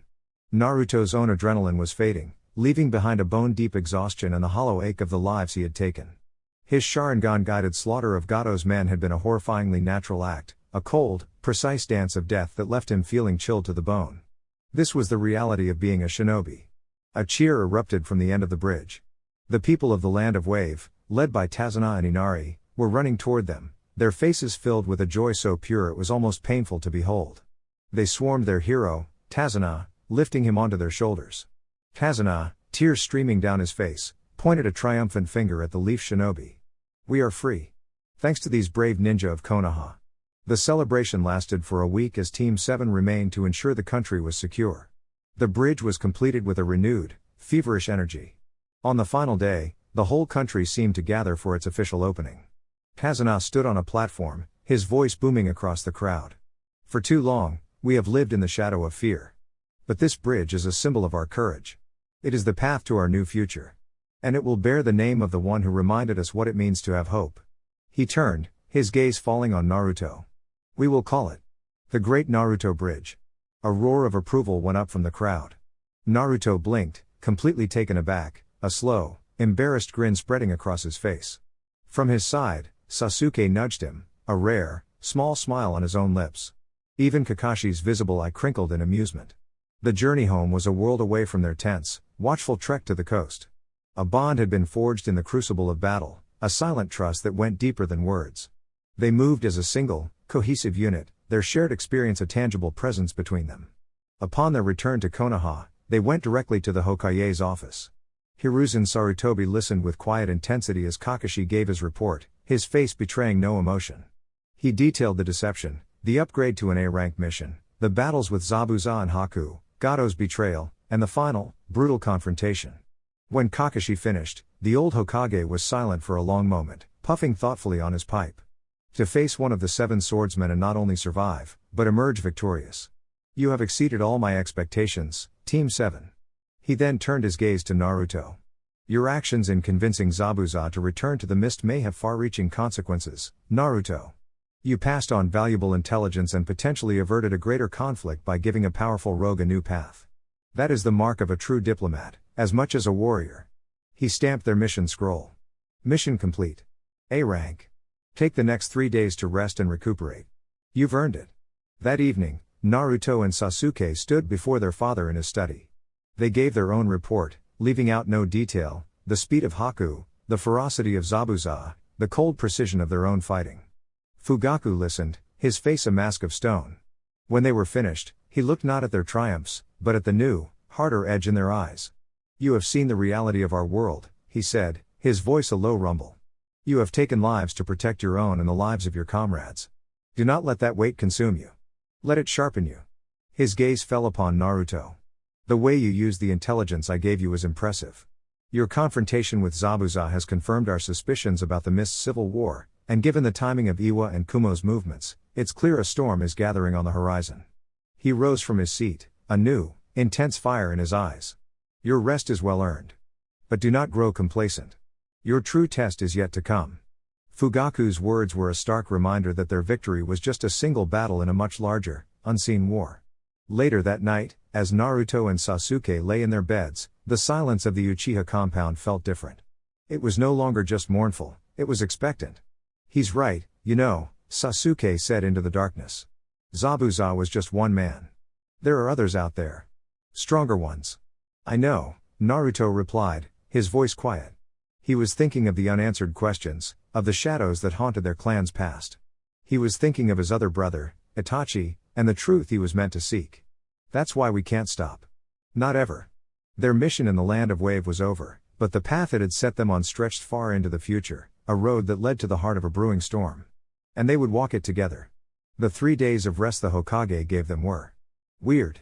After a week of non-stop adrenaline, life or death battles, and the weight of an entire country's future on their shoulders, being told to just stop felt wrong. The quiet of the Uchiha compound was almost deafening. On the first day, Naruto tried to just sleep in. He lasted until about 6 a.m. before the phantom energy in his limbs had him bouncing off the walls. Sasuke, predictable as ever, was already up, meditating in the garden. By noon, they couldn't take it anymore. They met at their private training ground, not by plan, but by a shared, magnetic pull. It wasn't to grind themselves into dust like their father wanted. It was just to move. They sparred. But it was different now. Before, their spars were a clash, a fiery competition to see who was better. Now, it was a conversation. Sasuke's foot would sweep out, and Naruto's arm would block, not with a jarring thud, but with a fluid redirection. Naruto would send a wave of shadow clones, and Sasuke would weave through them, his Sharingan tracking the original, his movements a dance rather than a fight. They were finishing each other's sentences, but with fists and feet. Sakura found them there on the second day. She didn't say anything, just set her pack down and went to the far side of the clearing. She started practicing her earth-style jutsu, moving through hand signs with a quiet confidence that was brand new. She wasn't trying to keep up with them anymore. She was just part of it. A third, steady harmony in their song of combat. For the first time, they felt like a real team. Not two prodigies and their supporter. Just Team 7. On the third morning, Kakashi found them. He wasn't late. He was leaning against a tree, his orange book nowhere in sight, which was how they knew it was serious. "Enjoy your vacation?" he asked, his visible eye crinkling. "It was boring," Naruto said, and for once, Sasuke nodded in agreement. Kakashi chuckled. "Good. Because it's over." He pushed himself off the tree and held up 3 pieces of paper. Application forms. The Chunin selection exams are being held in Konoha this year. They start in 1 week. He looked them over, his gaze lingering on each of them. The lazy, slacker Jonin persona was gone. This was the former Anbu captain talking. Normally, Junon teams are expected to complete at least 8 official missions before they're even considered for this. "You've done 1, he said, his voice flat. "But your 1 mission was an A rank that you completed with minimal support. You fought one of the 7 swordsmen of the mist and won. You are not normal Junon." He tossed the forms to them. They fluttered down, and each of them caught their own. "This isn't like the academy," Kakashi warned, his tone hardening. "This is a real test. You'll be going up against the best of the best from every village. Shinobi who are older, more experienced, and who would kill you for a promotion without a second thought. If you enter, you have to be ready for that." He crossed his arms. "I'm recommending you. All 3 of you. The decision to accept is yours.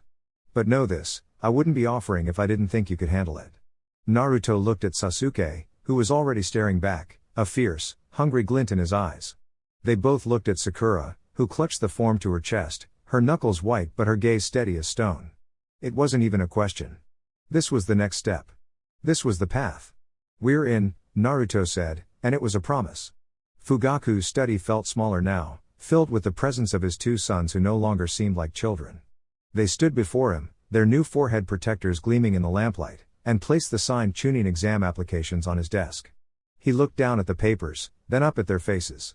He saw the fire in Sasuke's eyes, the unshakable resolve in Naruto's. He remembered his own Chunin exam, a lifetime ago, a brutal affair during the Second Great War where survival was the only real prize. These exams, held in peacetime, were a political stage. And he knew, with a grim certainty, that his sons were not just participants. They were a message. "Good," he said, the single word a heavy seal of approval. "The eyes of the world will be on Konoha. Do not disappoint me. More importantly, do not disappoint yourselves. Show them the strength of the Uchiha." He stood and walked to a scroll rack on the wall, pulling out 2 identical, plain scrolls. He handed one to each of them. "This is the Interceptor Fist," he said. "The core of the Uchiha Taijutsu style. It is not about brute force, it is about prediction, counters, and ending a fight before your opponent even understands it has begun. Your Sharingan gives you the eyes to see. This will give you the hands to act." He looked at them, his expression severe. "You have 1 week. I expect you to have the fundamentals mastered by the time the exam begins. Use your clones. Do not rest." The message was clear. Their vacation was definitely over. The next week was a blur. The village of Konoha transformed. The streets, normally filled with familiar leaf shinobi, were now a sea of foreign headbands. The silent, intimidating ninja from the sand, with their gourds and their puppets. The arrogant, unnerving shinobi from the sound, whose gazes seemed to linger a little too long. The air itself felt different, thick with tension and the low thrum of hundreds of powerful, unknown chakra signatures. Naruto and Sasuke spent every waking moment in the dojo, the Interceptor Fist scroll spread between them. With hundreds of shadow clones, they drilled the katas until their muscles screamed, the shared experience burning the movements into their very souls. It was a style built for the Sharingan, a deadly dance of reading an opponent's intent and striking a split second before they could act. On the morning of the exam, they stood before the mirror, adjusting their gear. They weren't the same boys who had left for the land of wave. There was a new stillness to them, a coiled, predatory calm. Naruto met Sasuke's eyes in the reflection. "Ready?" Sasuke just smirked. "You're the one who's always late. Don't be sloppy." They met Sakura and Kakashi at the gates of the academy. Sakura looked nervous, but there was a new steel in her posture. Kakashi just gave them his usual, lazy-eye smile. "Remember," he said, his voice quiet as they walked inside, "out there, you're not just shinobi. You're a team. Watch each other's backs. Trust each other. And don't die." He gave them a final nod and disappeared in a swirl of leaves, leaving them standing before the door to room 301. The air coming from the hallway beyond was thick with killing intent, a silent, screaming wall of it. Naruto grinned, a feral, excited flash of teeth. Well, he said, cracking his knuckles. This looks like fun. The fun, as Naruto called it, hit them the second they rounded the corner. The hallway was packed. A huge crowd of Chunin from every village was bottlenecked in front of a classroom door, the one marked 301. 2 older leaf shinobi were blocking the way, looking tough and sneering at anyone who tried to get past. Turn back, little runts, one of them was saying to a kid with a bowl cut and the thickest eyebrows Naruto had ever seen. The Chunin exams aren't for whiny babies who can't even see a simple genjutsu. A genjutsu? Naruto blinked. He hadn't even noticed. He just saw 2 jerks blocking a door. Sasuke, however, had seen it the second they'd stepped into the hall. His Sharingan wasn't even active, but he could feel the subtle warp in the chakra flow. Don't be stupid, Naruto, he muttered, his voice low. This isn't room 301. It's a genjutsu. We're only on the 2nd floor. Sakura's eyes widened. He's right. The numbers are shimmering. Naruto squinted. Now that they mentioned it, yeah, the sign did look kinda fuzzy. Huh. So what do we do? Just walk through it? No, Sasuke said, a smirk playing on his lips. We play their game. He started to walk forward, a cool confidence in his step. The kid with the bowl cut and his teammates, a girl with her hair in buns and a guy with long hair and pale, pupilless eyes, watched them approach. Look what we have here, one of the guards sneered as Sasuke stopped in front of them. Another pipsqueak who thinks he's tough. We're here for the exam, Sasuke said, his voice flat. Let us through. You'll have to get past us first. The other guard challenged. He threw a punch, fast and strong, aimed right at Sasuke's face. What happened next was a blur. Sasuke didn't dodge. He just swayed. His body moved with an impossible fluidity, his arm coming up not to block, but to guide the punch harmlessly past his ear. It was the first move of the interceptor fist. He hadn't just dodged, he had read the attack before it was even fully thrown. At the same time, Naruto decided he was done waiting. While everyone was focused on Sasuke, he just walked right up to the other guard. Excuse me, he said politely. The guard looked down, annoyed. Naruto's fist, wreathed in a barely visible shimmer of wind chakra, shot up and slammed into the guy's stomach. It wasn't a killer blow, but it had the force of a battering ram. The guard's eyes bulged, all the air left his lungs in a single, silent whoosh, and he crumpled to the ground, out cold. The first guard, his punch still sailing through the air where Sasuke's head used to be, froze in shock. The entire hallway went dead silent. Sasuke just shook his head. Idiot. You could have just dispelled the genjutsu. Yeah, but this was faster, Naruto grinned. With a ripple of chakra, the illusion shattered. The guards vanished. The number on the door changed. The hallway was suddenly empty, except for Team 7 and the other 3-man squad. The boy with the bowl cut stared at them, his eyes wide with an intensity that was almost frightening. You are Sasuke and Naruto Uchiha, he declared, his voice booming. He pointed a finger at Sasuke. Your taijutsu is magnificent. A truly youthful display of power. My name is Rock Lee. Please, be my rival. Before Sasuke could even process the request, Lee's gaze shifted to Sakura, and his cheeks turned a bright, furious red. And you, Sakura-san. You are an angel. Will you be my girlfriend? I vow to protect you with my life. Sakura took a slow step back. No? Definitely not. Those eyebrows are a lot. Lee's shoulders slumped in theatrical despair. Then, in a flash, the fire was back in his eyes. He turned his attention back to the brothers. It seems I must prove my strength to you both. A duel. Right here, right now. He didn't wait for an answer. He blurred into motion, his speed unlike anything they had ever seen. He was a green whirlwind, his first kick aimed at Sasuke. Sasuke's Sharingan flared to life, but instead of meeting the blow, he simply took a half step back. The kick whistled past, missing by a millimeter. The fight, if it could be called that, began. Lee was a hurricane of kicks and punches. He was impossibly fast, each blow carrying surprising weight. But against a fully trained Uchiha with the interceptor fist, it was like watching a storm trying to hit the wind. Sasuke didn't block a single attack. He simply flowed, his body a half second ahead of every move Lee made. His Sharingan saw not just the attacks, but the intent behind them, the shift of muscle, the twitch of an eye. Lee was fighting a ghost, his frustration growing with every near miss. Naruto watched, a grin on his face. This was interesting. After about 10 seconds, he decided he wanted to play too. He shot forward, aiming a simple jab at Lee's back. Lee, in the middle of a spinning kick aimed at Sasuke, was forced to twist awkwardly to parry Naruto's punch. That was the only opening they needed. The two brothers fell into a seamless, synchronized assault. Sasuke would engage from the front, his hands a blur of deflections that left Lee completely unable to land a blow, while Naruto would strike from the sides and back, his attacks powerful and unpredictable. Lee was completely outclassed, a one-man army against a perfectly coordinated duo. He couldn't land a single solid hit. "Leaf Hurricane," Lee shouted, desperation in his voice. He spun, a powerful kick designed to create distance. Naruto simply dropped to the ground, the kick sailing over his head, while Sasuke took a single step back, once again letting it pass harmlessly.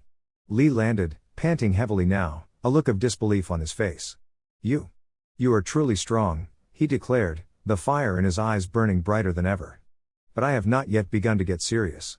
He started to unwind the bandages on his arms. "That's enough, Lee." A new voice cut through the tension. An older man who looked like an adult version of Lee, complete with the same bowl cut and ridiculously thick eyebrows, appeared from nowhere. He stood with his arms crossed, a wide, toothy grin on his face. "Guy-sensei," Lee snapped to attention. Now, Lee," the man said, wagging a finger. "You know the rules. No fighting before the exams. And using that technique is forbidden unless it's a life or death situation."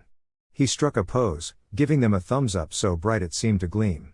"My apologies for my youthful student's exuberance. I am Might Guy." His Jonin instructor. Naruto and Sasuke just stared. These two were a lot. Might Guy's gaze fell upon them, and his grin widened. "You must be the sons of Fugaku. And you must be Kakashi's little prodigies. I look forward to seeing your flames of youth burn brightly in this exam." With that, he and Lee vanished as quickly as they had appeared. Team 7 was left alone in the hallway, their hearts no longer pounding from a fight, but from sheer weirdness. "Okay," Naruto said, finally breaking the silence. "Those two are definitely weird." He was fast, Sasuke admitted, a thoughtful look on his face. "But predictable. All offense, no defense. The Sharingan reads him like a book." Sakura looked at them, a new understanding dawning in her eyes. "So that's the kind of specialist we're up against. All of his skill is in one area." The initial killing intent from the larger crowd now seemed unfocused and amateurish. They had just faced a master of a single discipline and dismantled him without breaking a sweat. They looked at each other, the same thought passing between them. This exam might be more interesting than they thought. Team 7 pushed open the door to the real room 301 and walked into a wall of noise and pressure. The room was massive, and it was packed to the gills with genin from every corner of the world. The combined killing intent, a low, buzzing hum of ambition and hostility, was so thick you could almost taste it. This wasn't a classroom anymore, it was a gladiator pit. All the other Konoha rookies were already there, huddled together like a small island in a sea of unfamiliar faces. Kiba was arguing with Shikamaru, who looked like he'd rather be anywhere else on the planet. "Yo!" a familiar voice called out. Kiba bounded over, Akamaru yipping from his jacket. His earlier embarrassment in the classroom was forgotten, replaced by a nervous energy. "You guys made it. This is nuts, right? Look at all these guys. They all look super strong." Before Naruto could answer, a new person approached their little group. He was older than them, maybe a late teen, with silver hair tied in a ponytail and round glasses. He had a leaf headband, but he didn't have the same tense energy as the other genin. He just smiled, a friendly, almost disarming expression on his face. "Hey, you guys must be the rookies everyone's talking about," he said, his voice smooth. "First time taking the exams? You're making a lot of noise. Who are you?" Sasuke asked, his tone instantly suspicious. "Me? My name's Kabuto," the older boy said with a chuckle. "And this isn't my first rodeo. Or my second, or my third. Let's just say I'm a veteran." He pushed his glasses up his nose. "Since we're all from the Leaf, how about I give you a little friendly advice? See those guys over there?" He gestured to a group of shinobi with Sound Village headbands. "Don't mess with them. They're new, but they're nasty." He then pointed to a trio from the Sand Village standing in a corner, completely isolated from everyone else. Two of them, a girl with 4 pigtails and a guy with purple face paint, looked tense. But the third one? He was different. He was short, with red hair and dark rings around his eyes. He stood with his arms crossed, a massive gourd strapped to his back, and stared at the wall with a look of cold, murderous boredom. The air around him felt wrong. It was a vacuum of malice that made the rest of the room's killing intent feel like a gentle breeze. Naruto felt it instantly.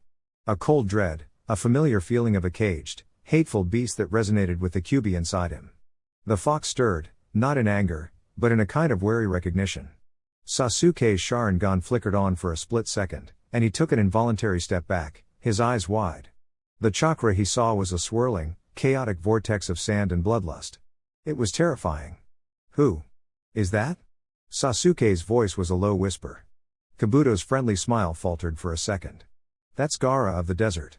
He's bad news. Trust me. You don't want to be anywhere near him. As if sensing their attention, Gaara's head slowly turned. His pale, teal eyes, devoid of pupils or eyebrows, locked onto them. He didn't glare. He didn't threaten. He just looked. And in that look, Naruto and Sasuke saw a bottomless abyss of loneliness and a burning, insatiable desire to kill. Suddenly, the doors at the front of the room slammed open, and the noise died instantly. All right, you undisciplined maggots. Settle down and listen up. A man stood there, huge and imposing, his face a roadmap of scars. He wore a standard leaf flak jacket, but the way he carried himself, the sheer, oppressive force of his presence, was anything but standard. This was a man who had seen 100 battles and had enjoyed every one of them. My name is Iviki Morino, he snarled, his voice like gravel. And for the next hour, I am your worst nightmare.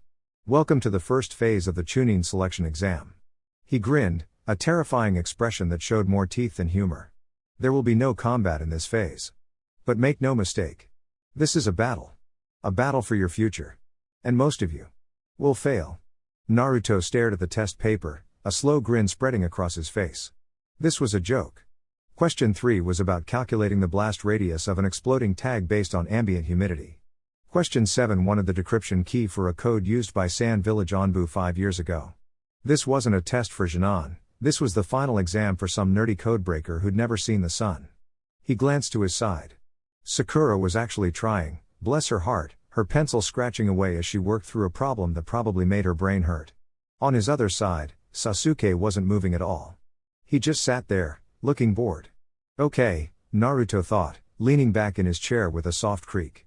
So it's not a test about what you know. It's a test about how you steal what you don't know. Game on. This was way more fun. The room was a tense, sweaty mess of kids trying to be sneaky.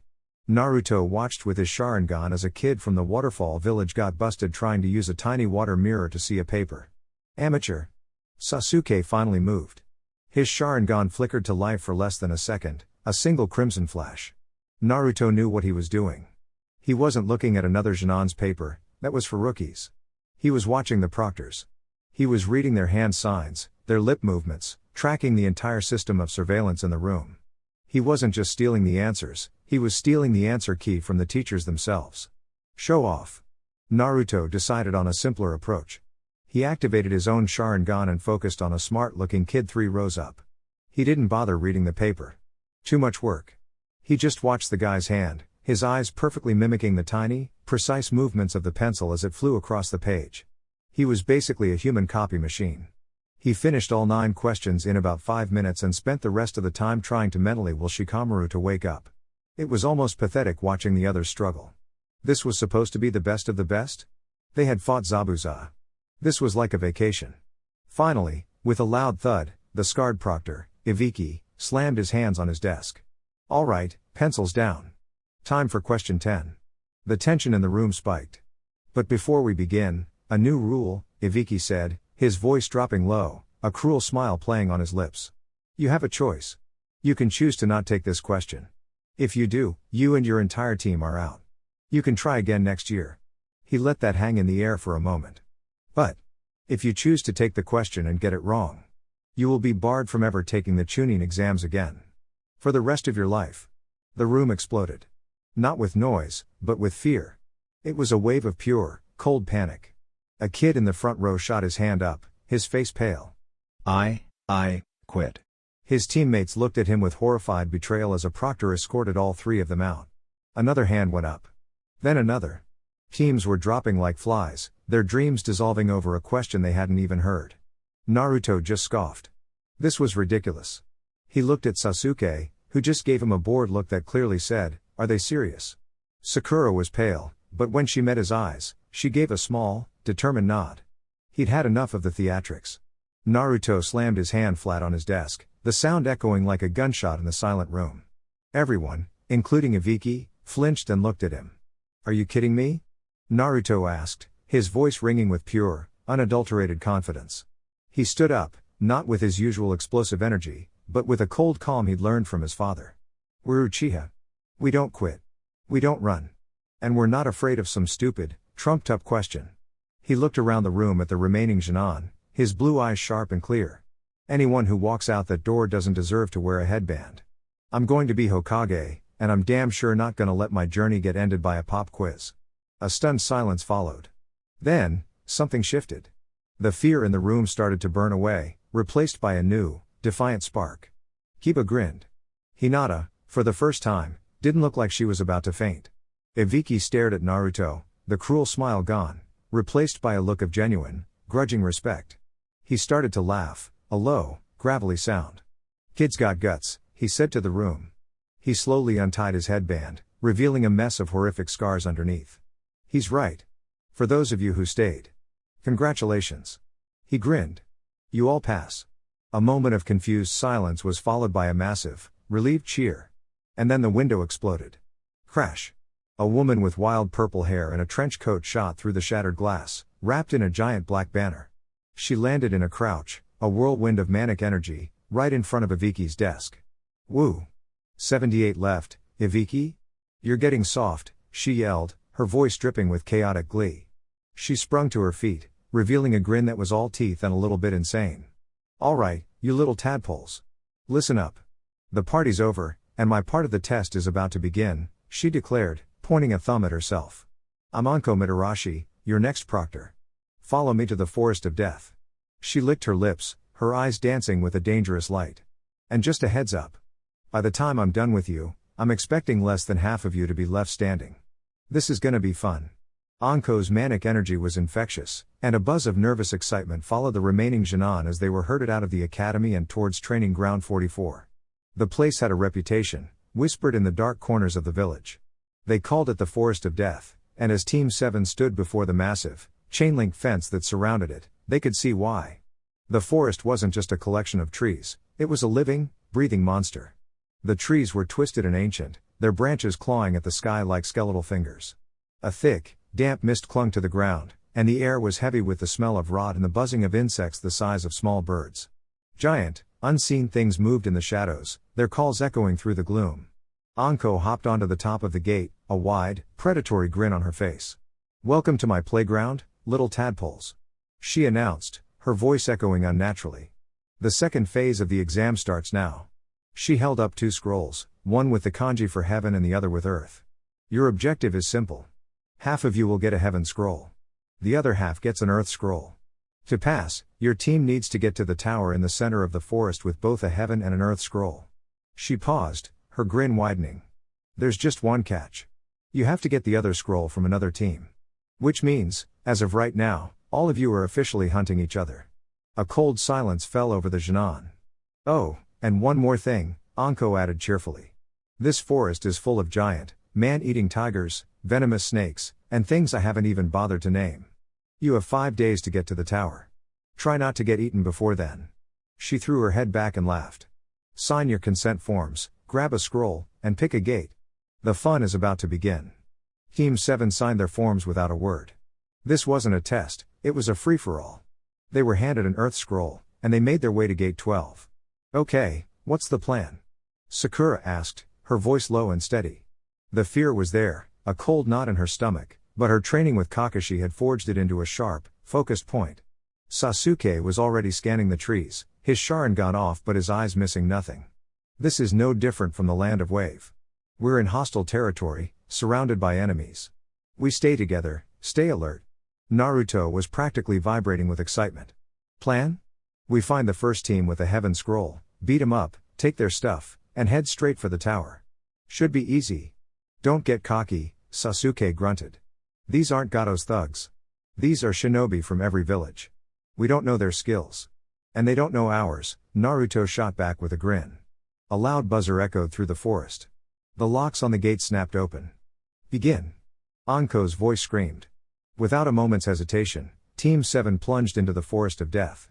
They moved like ghosts, a silent, coordinated unit. Naruto took the lead, his senses sharp, filtering out the background noise of the forest's monstrous inhabitants. Sasuke and Sakura flanked him, their heads on a constant swivel. This was their element. They hadn't been running for more than 10 minutes when Naruto held up a fist, bringing them to a silent halt. "Company," he whispered. 3 of them. Hiding in the canopy up ahead. Waiting for someone to stumble into their trap. Sasuke's Sharingan flickered on. Rain Village Shinobi. Chakra levels are average. They're setting up a genjutsu trap. A slow, predatory smile spread across Naruto's face. "Genjutsu, huh? Let's show him what a real illusion looks like." He formed a single hand sign. A dozen shadow clones burst into existence, not around them, but 100 yards ahead, crashing through the underbrush with as much noise as possible. "Hey! I think the tower is this way." One of the clones yelled, deliberately loud. The Rain Nin took the bait. A wave of disorienting chakra washed over the clones, and the forest around them seemed to twist and melt. The clones screamed in mock terror and scattered. That's when the real Team 7 struck. Sakura slammed her hands on the ground. Earth-style, headhunter jutsu. The ground beneath the 3 Rain Nin turned to mud. Before they could react, they were yanked down, buried up to their necks in the earth, completely immobilized. Sasuke was on them in an instant, his kunai at the leader's throat. "The scroll," he said, his voice cold. The Rain Nin's eyes were wide with shock. The whole thing had taken less than 30 seconds. They hadn't even seen their attackers. One of them spat out a mouthful of dirt and produced a heaven scroll. Naruto walked over, a cheerful grin on his face. "Thanks, guys. Appreciate the help." They took the scroll and vanished back into the trees, leaving the 3 Rain Nin buried in the ground, their Chunin exam dreams ending in a patch of very surprised mud.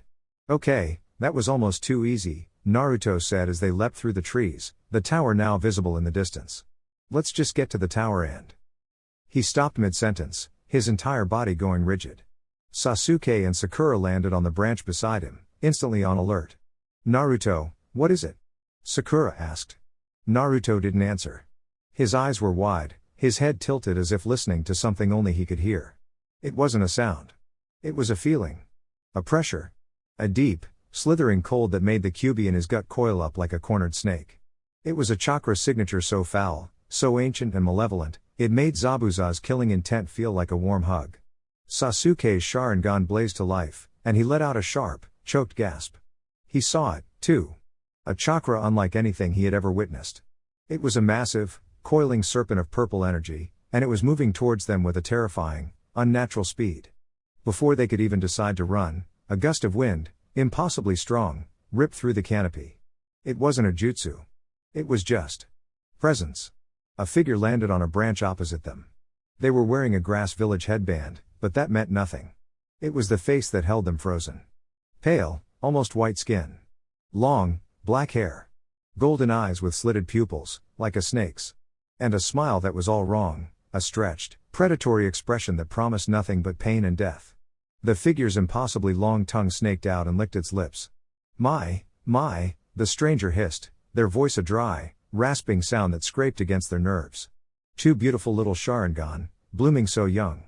How absolutely delicious. The stranger's golden, slitted eyes fixed on Sasuke, a look of hungry, obsessive desire in them. "You must be an Uchiha. I've been looking for you." The moment the stranger's golden eyes locked onto Sasuke, the world seemed to shrink. The oppressive chakra, the suffocating killing intent, it all focused into a single, terrifying point. This wasn't a random encounter. They had been hunted. Naruto didn't hesitate. He didn't know who this creep was, but he knew a predator when he saw one. "Sakura, get back." "Sasuke, on me." He moved, not away, but forward, a blur of motion. In the same instant, Sasuke drew his katana, its blade singing in the damp air. They fell into a formation they had practiced 1,000 times, back to back, a 2-man island against the coming storm. The snake-like figure chuckled, a dry, rasping sound. Brave little things. So full of fire. Their head tilted at an unnatural angle. But fire is so easily extinguished. The stranger shot forward. It wasn't a run, it was a glide, an impossibly fast, silent movement that defied physics. They were aiming for Sasuke. But Team 7 was not the same team that had faced Zabuza. Their taijutsu was a conversation, and they were fluent. Sasuke's Sharingan saw the attack coming, a strike aimed at his sword arm. He didn't block.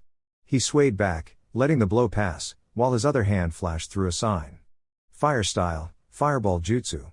It was a point-blank blast, a roaring inferno that should have incinerated their opponent. But the stranger was gone, reappearing on a branch above them, completely unscathed. Impressive, the stranger hissed. But predictable. Oh yeah? Naruto's voice came from behind the stranger. A dozen shadow clones had appeared in the trees, surrounding their enemy's new position. How's this for unpredictable? The clones converged, their movements a coordinated assault. The stranger, however, was simply too fast, weaving through them with a liquid grace that was utterly inhuman. Such wonderful toys, the stranger mused, their golden eyes dancing with a sick amusement as they casually dispelled the last clone. The Sharingan. You boys are a treasure trove. The sheer unnaturalness of their movements, the casual way they defied a perfectly executed trap, sent a chill down Naruto's spine. This thing wasn't human. Who are you? Sasuke demanded, his voice tight, his katana held in a ready stance. The stranger's grin widened, stretching their face into a grotesque mask. My name is Orochimaru. And I have come to give you a gift, little Uchiha. He moved again, faster this time. He was a blur, appearing directly in front of Sasuke, his hand shooting out. Sasuke met the strike, but the force behind it was monstrous. He was sent flying back, his katana knocked from his grasp. Naruto intercepted him, grabbing his arm before he could hit a tree. He threw a tri-pronged kunai, which embedded itself in the ground near Sakura, a silent instruction she immediately understood. Orochimaru was on them in an instant. But as he lunged, a wall of earth erupted from the ground, blocking his path. Sakura stood 50 feet away, her hands pressed together, her face pale but determined. Orochimaru laughed. A valiant effort, little girl. He flowed around the wall as if it were made of water and appeared before a stunned Sakura, his hand grabbing her by the throat and lifting her into the air. Now, Orochimaru hissed, his snake-like eyes turning back to the boys. Let's not be hasty. Drop your weapons, or this one's neck will snap. Naruto and Sasuke froze. They were trapped. Good boys, Orochimaru purred. He tossed Sakura aside like a broken doll. His focus returned to Sasuke, his gaze burning with an obsessive fire. Now, for your gift. His neck began to stretch again, his mouth opening impossibly wide, fangs extending as he lunged towards Sasuke's neck. Sasuke was paralyzed, not by fear, but by the sheer, overwhelming pressure of Orochimaru's chakra. He couldn't move. But Naruto could. His eyes were closed, his hand forming a single, desperate seal. He wasn't looking at the scene. He was pouring every ounce of his focus into a tiny, almost invisible seal marker he had stitched into the collar of Sasuke's shirt months ago. It was their ultimate emergency escape plan. He had a single, transformed explosive clone waiting, hidden in the underbrush. A trick Itachi had taught him for the most desperate of situations. The perfect trap, Itachi's voice echoed in his memory, is one your enemy never knows they've sprung. From Orochimaru's perspective, the moment was perfect. His fangs were a hair's breadth from the boy's pale skin. The Uchiha was frozen, his Sharingan wide with shock. This was the moment of branding, the moment of ownership. He felt his fangs sink into flesh. He felt the hot rush of blood, the satisfying transfer of his chakra, the branding of his curse mark. He had done it. He pulled back, a triumphant, sibilant hiss escaping his lips. He looked at the boy, expecting to see him writhing in agony. Instead, the Sasuke he was holding grinned at him, a wide, manic, and very familiar grin. Orochimaru's golden eyes widened in pure, undiluted shock. He replayed the last second in his mind. There was no puff of smoke from a substitution. There was no flicker of movement too fast to see. One moment, he had the real Uchiha. The next, he had this imposter. It was impossible. The boy in his grasp began to glow, the curse mark on his neck cracking and dissolving into pure, explosive energy. He had a single, horrified thought, how? Boom. The explosion was catastrophic. It ripped through the clearing, vaporizing trees and tearing a crater in the forest floor. 50 yards away, the real Naruto landed beside the kunai near Sakura. He was holding her unconscious form, and beside him, the real Sasuke was gasping, his hand flying to his neck, where there was no mark, only a faint, lingering warmth. Go, Naruto yelled, his voice raw. They didn't look back. They scooped up their scrolls and ran, plunging into the deep shadows of the forest of death, moving faster than they ever had before. Back in the smoldering crater, the smoke began to clear. A mangled, burnt figure lay on the ground, its limbs twisted at unnatural angles. Then, with a series of wet, sickening cracks, the body began to reform. New flesh slithered out, mending the burns, snapping bones back into place. Orochimaru pushed himself up, his face a mask of molten flesh that was slowly smoothing back into his pale, human features. He was panting, his chakra severely depleted from the forced regeneration. He looked around. They were gone. Not just hidden. Gone. He touched his own face, feeling the last of the burns heal. His initial fury began to morph into something else. A slow, chilling, utterly delighted smile spread across his newly formed face. The switch. It was impossible. A perfect, seamless deception. A jutsu he had never witnessed before. Oh, such clever little boys, he hissed to himself, his voice raspy. He threw his head back and laughed, a sound that was utterly devoid of humor and filled with a mad, obsessive joy. Fugaku, you have raised two absolute monsters. How wonderful. He had failed to mark his prize. But he had been presented with a new, delicious mystery. The game had just become infinitely more interesting. Chapter 6. The madmen's laughter echoed in their minds long after they had fled the crater. They ran. There was no strategy, no formation. It was a pure, desperate flight for survival. Naruto, running on a cocktail of adrenaline and the faint, whispering reserves of the Kyūbi, half-dragged, half-carried Sakura's unconscious form. Sasuke ran point, his katana in a reverse grip, his newly activated Sharingan a crimson blur as he scanned the suffocating canopy for any sign of pursuit.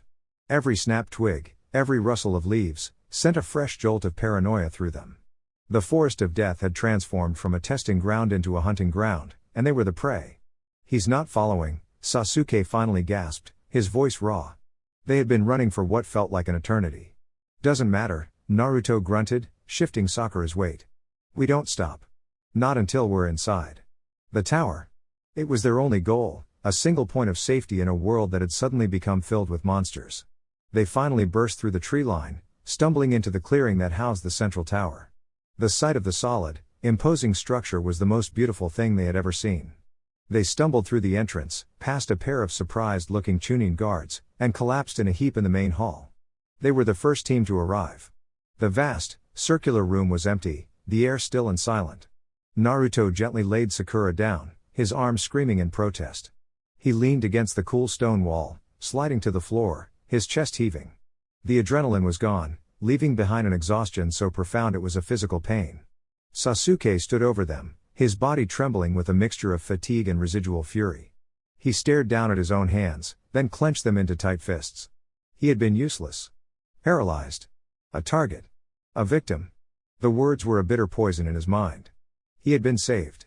By Naruto. Again. The shame was a physical weight, heavier than any fatigue. He didn't say a word. He just walked to the far side of the room, sat with his back to the wall, and closed his eyes, his silence a fortress. A few minutes later, Sakura stirred with a low groan. Her eyes fluttered open, taking in the high ceiling of the tower. Then, memory crashed back in. Orochimaru's cold grip, the feeling of her feet leaving the ground, the terror. Her head snapped up, her eyes wide with panic. Naruto. Sasuke. Are you okay? Where is he?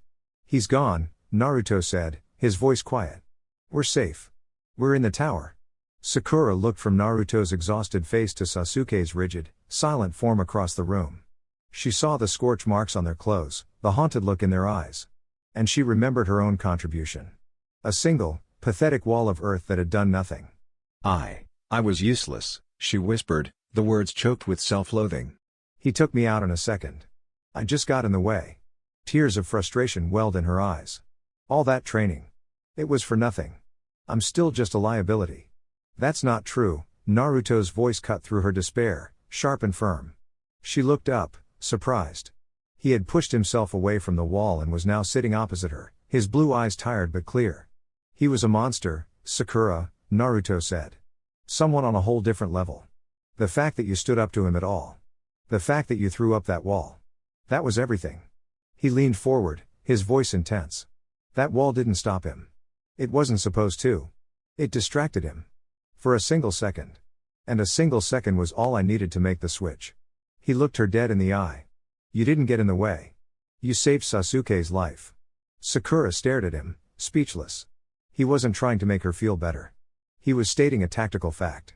Her action, as small as it was, had been a crucial piece of the puzzle. The tears didn't stop, but they were no longer tears of shame. Naruto then turned his gaze to the silent figure across the room.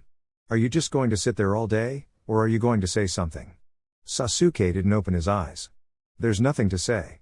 The hell there isn't, Naruto snapped, his voice echoing in the empty hall. He got to his feet and stomped over to his brother. I get it. You're angry. So am I. That creep came after you, and we were too weak to stop him. So what? He stood over Sasuke, his shadow falling across him. So we get stronger. We train until we're raw, and then we train some more. We get so strong that the next time we see him, he's the one who runs. That's the plan. That's always been the plan. Sulking in a corner isn't going to get us there. Sasuke's eyes finally snapped open, his Sharingan blazing with a furious, wounded pride. You don't get it, Naruto. He chose me. He wanted my eyes.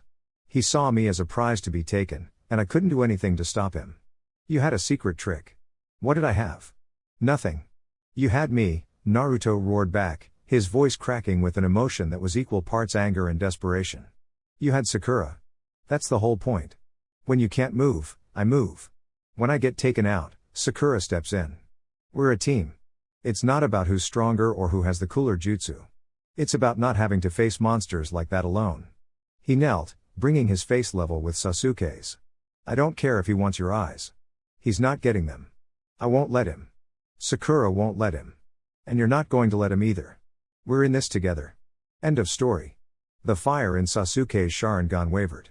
He looked past Naruto to Sakura, who was watching them with a new, fierce resolve in her eyes.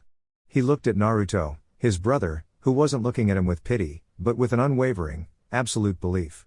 The fortress of his shame crumbled. The anger was still there, a hot coal in his gut, but it was no longer aimed at himself.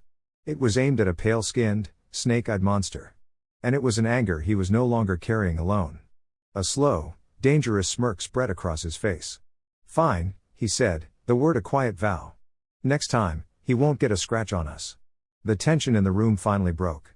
They were battered, traumatized, and had just made an enemy of one of the most dangerous men in the world. But they were together. Just then, the great doors of the hall slid open. A woman with spiky purple hair and a trench coat stood there, flanked by two other Chunin. Anko Mitarashi. She took one look at the three of them, their torn clothes, their exhaustion, the lingering scent of ozone, and her usually jovial expression vanished. Don't tell me you're the first ones here, she said, her eyes narrowing. You look like you just wrestled a summons to the death. What in the world happened to you three? Anko's sharp, suspicious gaze swept over the three battered Junon. She wasn't the goofy, slightly unhinged proctor from the start of the exam. This was the look of a trained interrogator, someone who could smell a lie from a mile away. Wrestled a summons? She repeated, her voice dangerously soft as she took a slow step into the hall. Funny. I don't remember putting any summons in my forest. She crouched down, her eyes level with Naruto's. So, I'll ask again.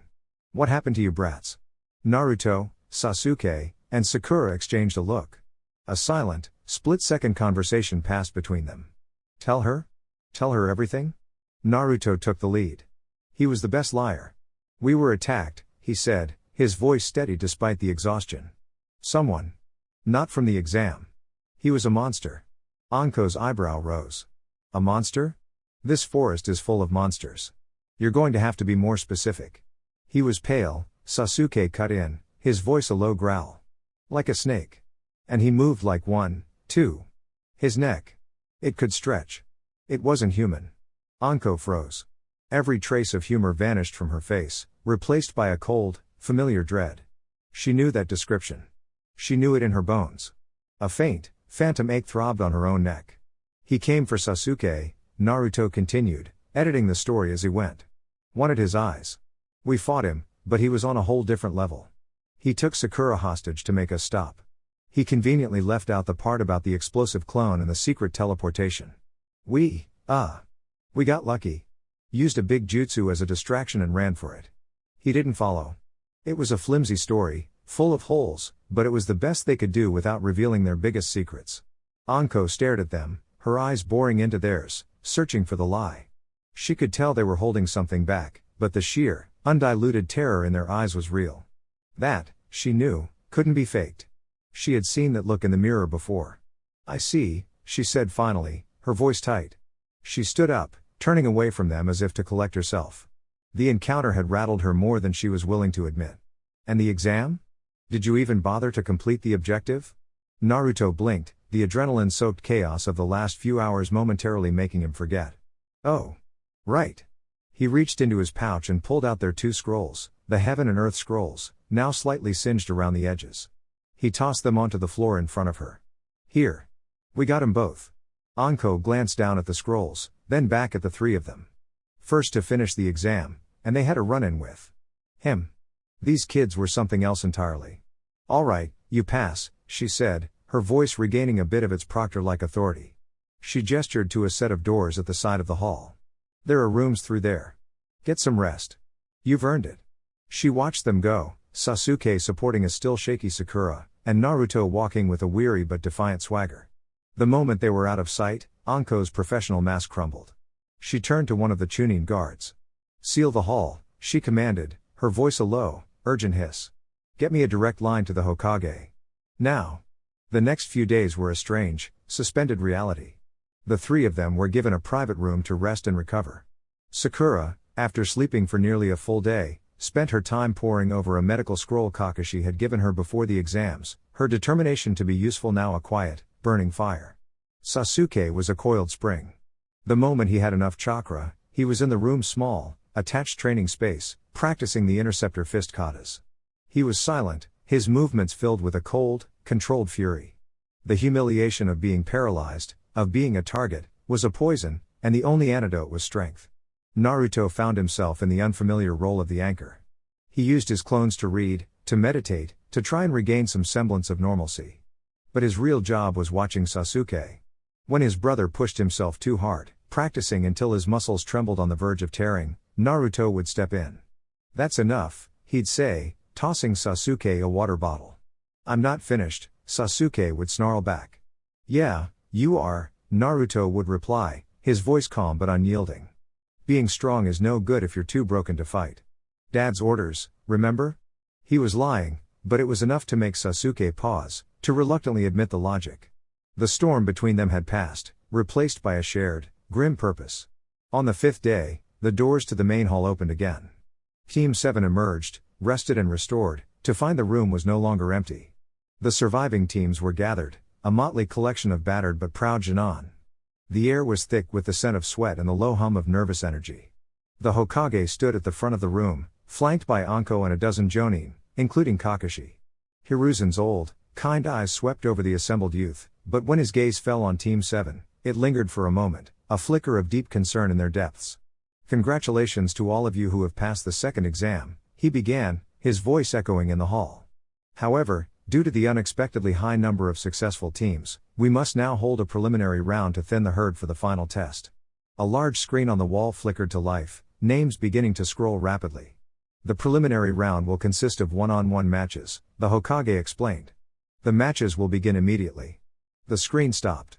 The first 2 names were displayed in stark, black characters.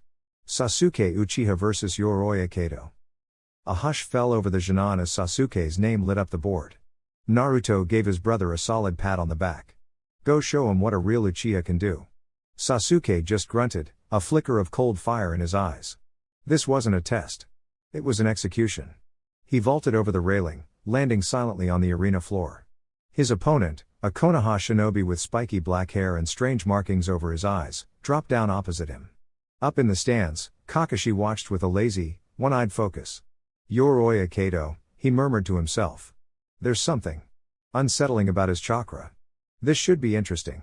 The proctor, Hayate Gecko, called for the match to begin. Yoroi lunged, his hand glowing with a faint blue chakra.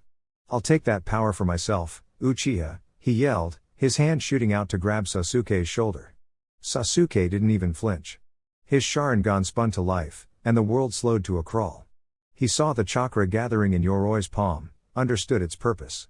A chakra absorption technique. Pathetic. He didn't dodge. He moved inside the attack, his body flowing with the muscle memory of 1,000 hours of brutal training. Interceptor fist. He saw the opening Yoroi's lunge created, a half second of vulnerability. It was more than enough. Sasuke's hand shot out, not a punch, but a precise, open palm strike to Yoroi's chest.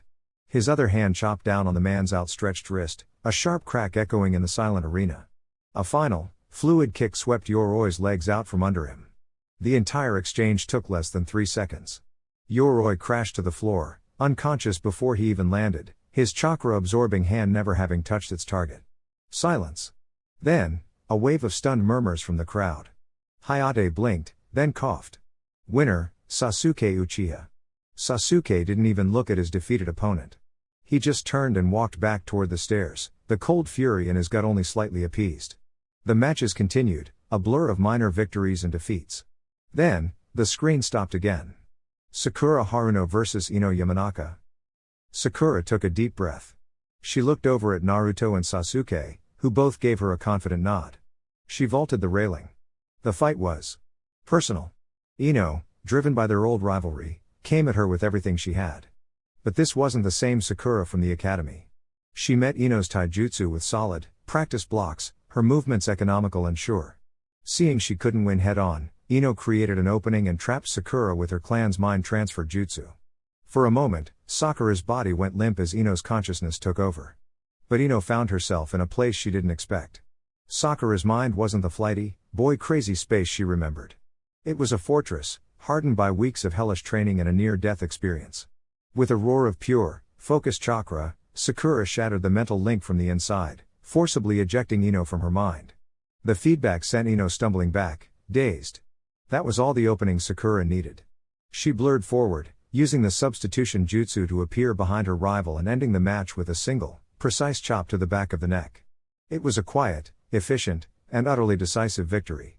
Up in the stands, Kakashi's visible eye curved into a proud smile. Finally, after several more bouts, the screen locked onto the last Uchiha's name. Naruto Uchiha vs Kabuto Yakashi. A ripple of confusion went through the Junin. Kabuto, the polite, silver-haired Junin who had been so helpful during the first test, was now slated to fight. From a shadowed alcove, Orochimaru watched with a faint, predatory smile. "Show me what he's made of, Kabuto."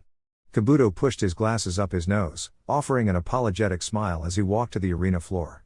"I truly wish to avoid this," he said, more to himself than anyone. Naruto landed opposite him, his expression unreadable. He remembered this one from the forest. He could feel the unsettling, coiled power beneath the polite exterior. "Begin." Hayate called. In a blur of motion, Kabuto was on him, his hand glowing with the pale blue of a chakra scalpel, aimed with surgical precision at Naruto's heart. It was a Jonin-level strike, faster than anything Kiba could have managed. But to Naruto's Sharingan, it was simply a line of code to be read and countered. He didn't dodge. He flowed into the interceptor fist stance, moving inside Kabuto's attack. His hand came up, not to block, but to gently parry the deadly scalpel, redirecting the blow. His other hand, already crackling with a whisper of wind chakra, chopped down on Kabuto's shoulder, striking a nerve cluster and sending a jolt of paralyzing force down his arm. Kabuto's eyes widened in shock behind his glasses. He read it? Impossible. He tried to disengage, but Naruto was a phantom. A single shadow clone appeared to block his retreat while the real Naruto pressed the attack. It wasn't a brawl, it was a clinical, brutal dismantling. Every time Kabuto tried to form a scalpel, a precise strike would hit a pressure point, disrupting his chakra flow. "You're good," Naruto said calmly, weaving through a desperate flurry of strikes. "But you're fighting what you see. You're not seeing the fight." With a final, decisive movement, Naruto ducked under a swipe and slammed his palm into Kabuto's stomach. It was a focused burst of chakra that sent the older Junin flying across the arena. He crashed into the far wall and slumped to the ground, unconscious. The arena was silent. Naruto had just defeated one of the most skilled Junin in the exam with what looked like terrifying ease. From his shadowed alcove, Orochimaru's tongue flickered out, a reptilian gesture of profound interest. Kabuto failed, but the data is invaluable, he thought, his golden eyes narrowed. The Jinchuriki. He fights with Fugaku's precision. He has the Sharingan, the fox's monstrous chakra, and none of the wild instability one would expect. He is a paradox. A perfect, controlled monster. His smile widened. Sasuke-kun is the perfect vessel, but this one is the perfect specimen. I must have them both. Winner. Naruto Uchiha, Hayate coughed, looking genuinely impressed. As the preliminaries concluded, Team 7 stood together, unscathed and victorious. The Hokage announced a 1-month break for the finalists to train and prepare for the main event. As the crowd began to disperse, Kakashi appeared beside them in a swirl of leaves. "I'm proud of you all," he said, and the praise, coming from him, felt like a medal. "But don't get complacent. Your real opponents are still out there." He looked at Naruto. "And I think it's time you met someone who can take your training to the next level." From the shadows at the far end of the arena, a tall man with a wild mane of white hair and red lines on his face watched them, a wide, slightly perverted grin on his face. "So," Jiraiya mused to himself, his eyes fixed on the blonde Uchiha.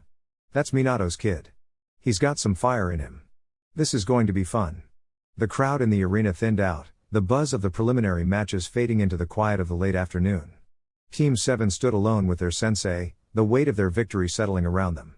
"All right, listen up," Kakashi said, his tone shifting from proud to all business. 1 month. That's a lifetime in the shinobi world. We're not going to waste it. He looked at Sasuke first. "Sasuke, your taijutsu is flawless and you have a deep arsenal of jutsu. But you lack a finishing move. A single, undeniable trump card that can end a fight. Meet me at Training Ground 3 tomorrow at dawn. I'm going to teach you an assassination technique. Mastering it in a month will be a hell of its own, but if anyone can do it, you can." Sasuke's eyes narrowed, a hungry, competitive fire lighting in their depths. A new, powerful jutsu was a challenge he couldn't resist. He gave a sharp, single nod. Kakashi then turned to Sakura. "Sakura, your growth has been phenomenal. Your reserves are solid, your chakra control is your greatest asset. But you lack specialized knowledge."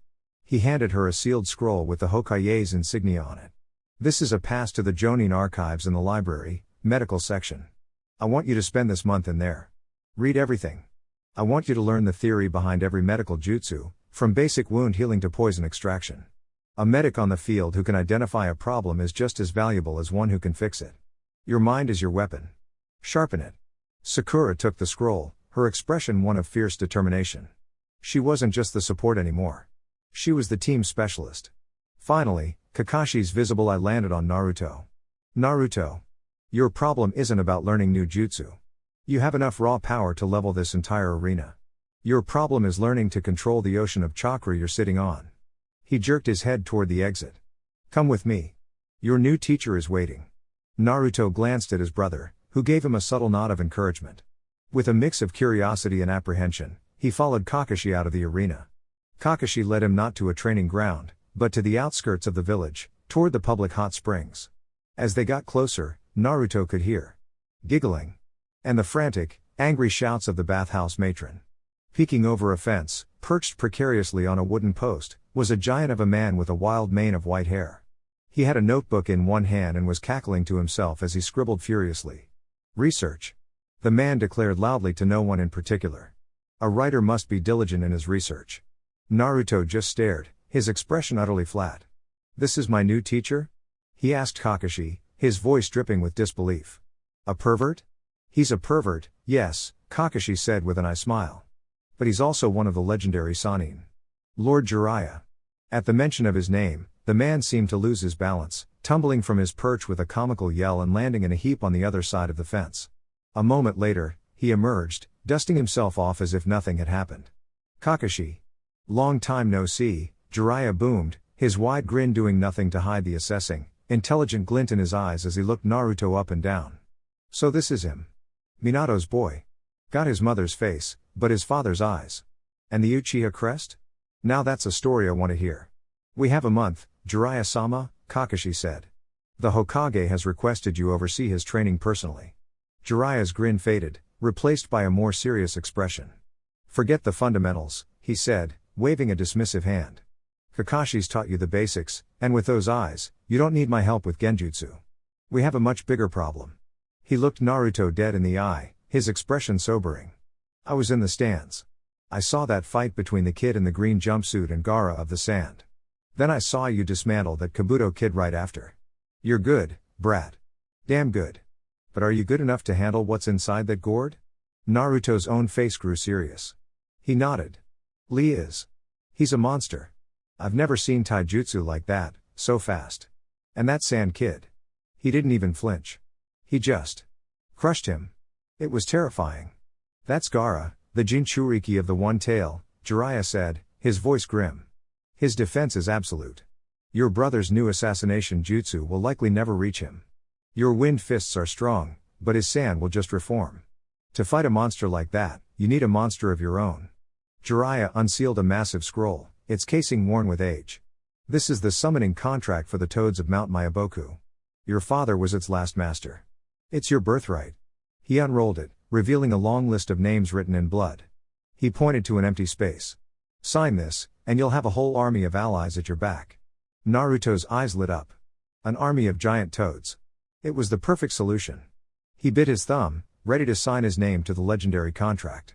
But as he leaned forward, a strange, dizzying pull yanked him from the inside out. The world dissolved. He was back in his mind. He stood in a clearing within a vast, ancient forest under a perpetual twilight sky. The air was cool and smelled of damp earth and old wood. Before him, sprawled out as if sleeping, was the Kyūbi. The beast was colossal, a mountain of orange fur that rose and fell with each breath. There was no gate, no cage. The only thing restraining it was a thick collar of black, shimmering energy that circled its neck. The complex formula of the 8 trigram seal pulsed with a soft, containing light. From the collar, ethereal chains of the same energy snaked out and faded into the very ground of the mindscape, anchoring the beast in place. 2 colossal red eyes snapped open, burning with an incandescent rage. Absolutely not. The Kyūbi's voice roared, a sound that was not just heard but felt, shaking the very trees of Naruto's soul. I will not have my vessel reeking of those slimy, wart-covered, insufferable amphibians. Naruto stumbled back, stunned by the sheer, unadulterated fury. What's your problem? It's a powerful jutsu. It could help me win. The stench of toad disgusts me. The fox bellowed, lifting its massive head, the seal chains groaning with the effort. Do you have any idea the indignity of being sealed inside a child who smells faintly of swamp water and flies? I forbid it. Naruto was about to argue when the Kyūbi's expression soured further, a look of ancient, personal grievance in its eyes. A low grumble rumbled in its chest. I still have a bump on my head from that damn toad chief sitting on it, the bastard. Forget them, Kit, the Kyūbi snarled, its rage subsiding into a tone of deep, contemptuous pride. You are my jailer. You will not shame me by summoning such pathetic creatures. You require power? Fine. I will grant you access to a contract far older and more powerful than any immortal Sannin could offer you. From the shadows of the forest behind the great fox, a deep, primal power began to stir. Those amphibians are but servants of the sage, the Kyūbi declared. But I am a force of nature. And I have made pacts of my own. You will summon my vassals. You will summon the Kitsune. The world snapped back into focus with a disorienting lurch. Naruto stood panting, his hand hovering over the toad scroll, the drop of blood on his thumb suddenly feeling alien and wrong. He looked up at Jiraiya and Kakashi, who were both staring at him with concerned expressions. What's wrong, brat? Jiraiya asked, his jovial tone gone. You look like you've seen a ghost. I can't sign it, Naruto said, his voice a little shaky as he wiped the blood from his thumb. Jiraiya's eyebrow shot up. Can't sign it? It's your father's legacy. The Toads are one of the most powerful summoning clans in the world. I know, but... He won't let me, Naruto said, choosing his words carefully. He couldn't exactly explain that the ancient demon sealed in his gut had a personal grudge against amphibians. He? Kakashi asked, his single visible eye narrowing with understanding. He knew exactly who Naruto was talking about.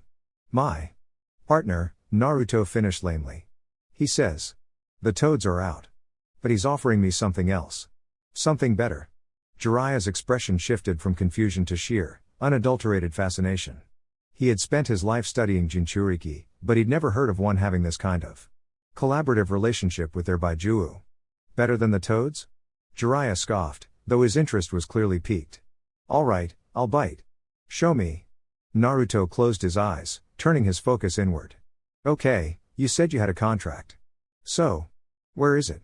A low growl echoed in the back of his mind, a voice of pure, ancient power. Hold out your hand, Kit. And focus your chakra. Not as a jutsu. As a key. Will it to be? Naruto did as he was told, holding his hand out, palm up. He focused, not on a technique, but on the very concept of the contract the Kyūbi had promised. A surge of his own chakra, bright and blue, erupted from his palm. But it was immediately followed by a torrent of raw, red energy that swirled around it, hot and powerful. The two energies didn't fight, they intertwined, weaving together like thread. In his hand, the swirling chakra began to solidify, taking on a physical form. Kakashi and Jiraiya watched, their eyes wide with disbelief, as a scroll materialized from the light. It was unlike any scroll they had ever seen. It was crafted from a dark, almost black wood and was bound with a simple, blood-red cord. There was no writing on the outside, but it radiated an aura of immense, untamed power. Naruto took the scroll, its surface strangely warm to the touch. He unrolled it on the ground. The names inside were written in an ancient, flowing script that seemed to shimmer with a faint, fiery light. He couldn't read a single one, but he could feel the weight of the names, the power they represented. "Sign it," the Kyūbi commanded in his mind. Without hesitation, Naruto bit his thumb again and wrote his name, Naruto Uchiha, in the first empty space. The moment the last character was complete, the entire scroll flared with a brilliant crimson light. For a split second, an ethereal image of a nine-tailed fox shimmered over the parchment before fading, leaving his name permanently burned into the ancient text. "Well, I'll be," Jiraiya breathed, his eyes practically bugling out of his head. "A Baiju's personal summoning contract. I've only ever read about these in the most forbidden texts. This is legendary." "So what do they do?" Naruto asked, looking up at his new teacher. "What do you mean, what do they do?" Jiraiya grinned, his scholarly awe replaced by a teacher's enthusiasm. "You're the contractor. Let's find out. The hand signs are the same. Blood, signs, and a whole lot of chakra. Now, give it a shot." "Summoning jutsu." Naruto nodded eagerly. He smeared his blood, flew through the hand signs, and slammed his hand on the ground, pouring as much chakra as he could muster into the technique. "Summoning jutsu." Boof! A massive cloud of smoke erupted, far larger than any of his shadow clone explosions. It billowed outwards, kicking up dust and leaves. Jiraiya and Kakashi braced themselves, anticipating some colossal, multi-tailed beast to emerge. The smoke slowly cleared, revealing nothing. "Did I do it wrong?" Naruto asked, looking around in confusion. "Ahem." A small, high-pitched voice came from his feet. He looked down. Sitting there, looking up at him with an expression of deep and profound boredom, was a fox. It was tiny, no bigger than Akamaru, with sleek silver fur and intelligent, golden eyes. The only thing that marked it as unusual was the single, fluffy tail swishing behind it. "You're small," Naruto said, his disappointment palpable. The small fox flattened its ears, a look of pure indignation on its face. "And you're loud," it retorted, its voice surprisingly sharp. "You're the new contractor? Lord Kurama's vessel?" "Humph.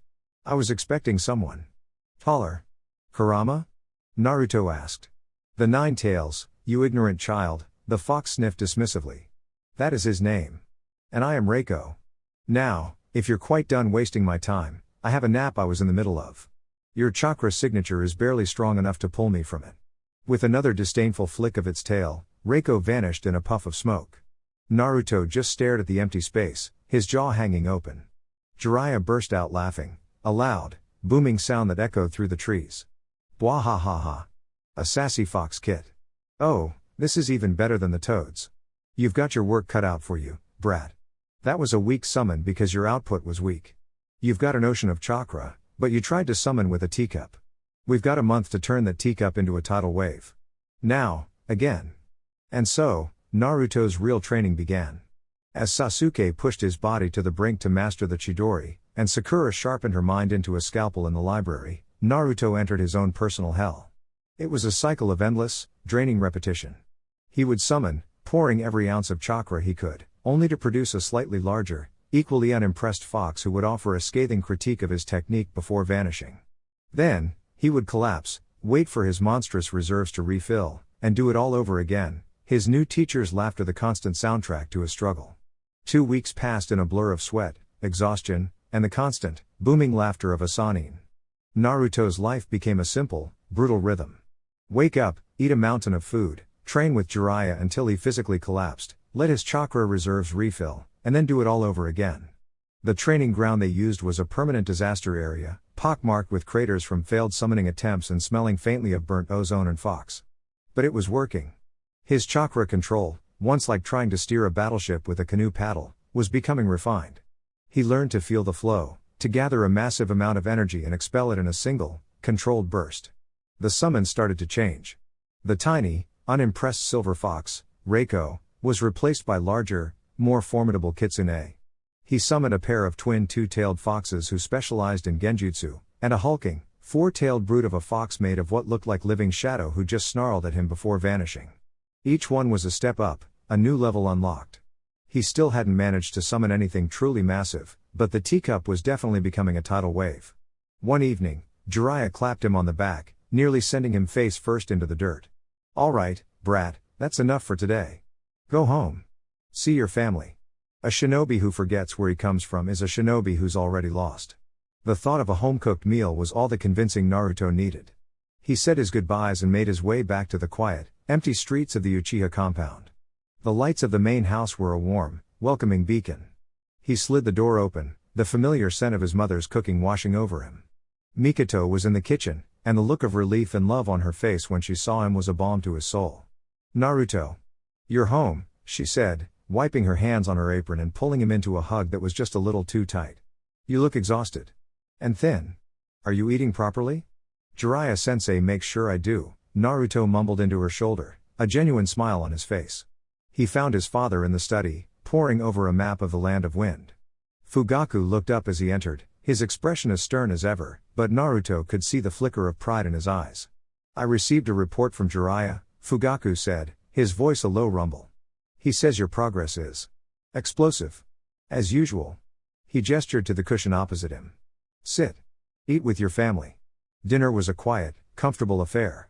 For the first time in a month, Naruto felt the tension in his shoulders unwind. He wasn't a Jinchuriki or a Jinan finalist. He was just a son, home for dinner. Later that night, lying in his own bed, the silence in his mind felt different. It wasn't empty. It was expectant. He had something he needed to do. Closing his eyes, he let his consciousness drift, and the world reformed around him. He stood in the twilight clearing of his mind, the air cool and calm. In the center of the clearing, Kurama lay, a mountain of quiet, deadly power. The great fox's eyes were already open, watching him approach. Naruto walked until he was standing just a few feet from the beast's colossal head. He took a deep breath. "I wanted to say thank you," he said, his voice clear in the quiet of the mindscape. "For the contract. It's amazing." Kurama's only response was a low grunt, a puff of hot air from his nostrils that rustled the leaves on the trees. Naruto shuffled his feet, suddenly feeling awkward. "Also, that little fox, Reiko. She told me your name." "Kurama." He looked up, meeting the Baiju's massive crimson eye. "I'm sorry I never asked. I always thought of you as the Kyūbi. I didn't even think about you having a name.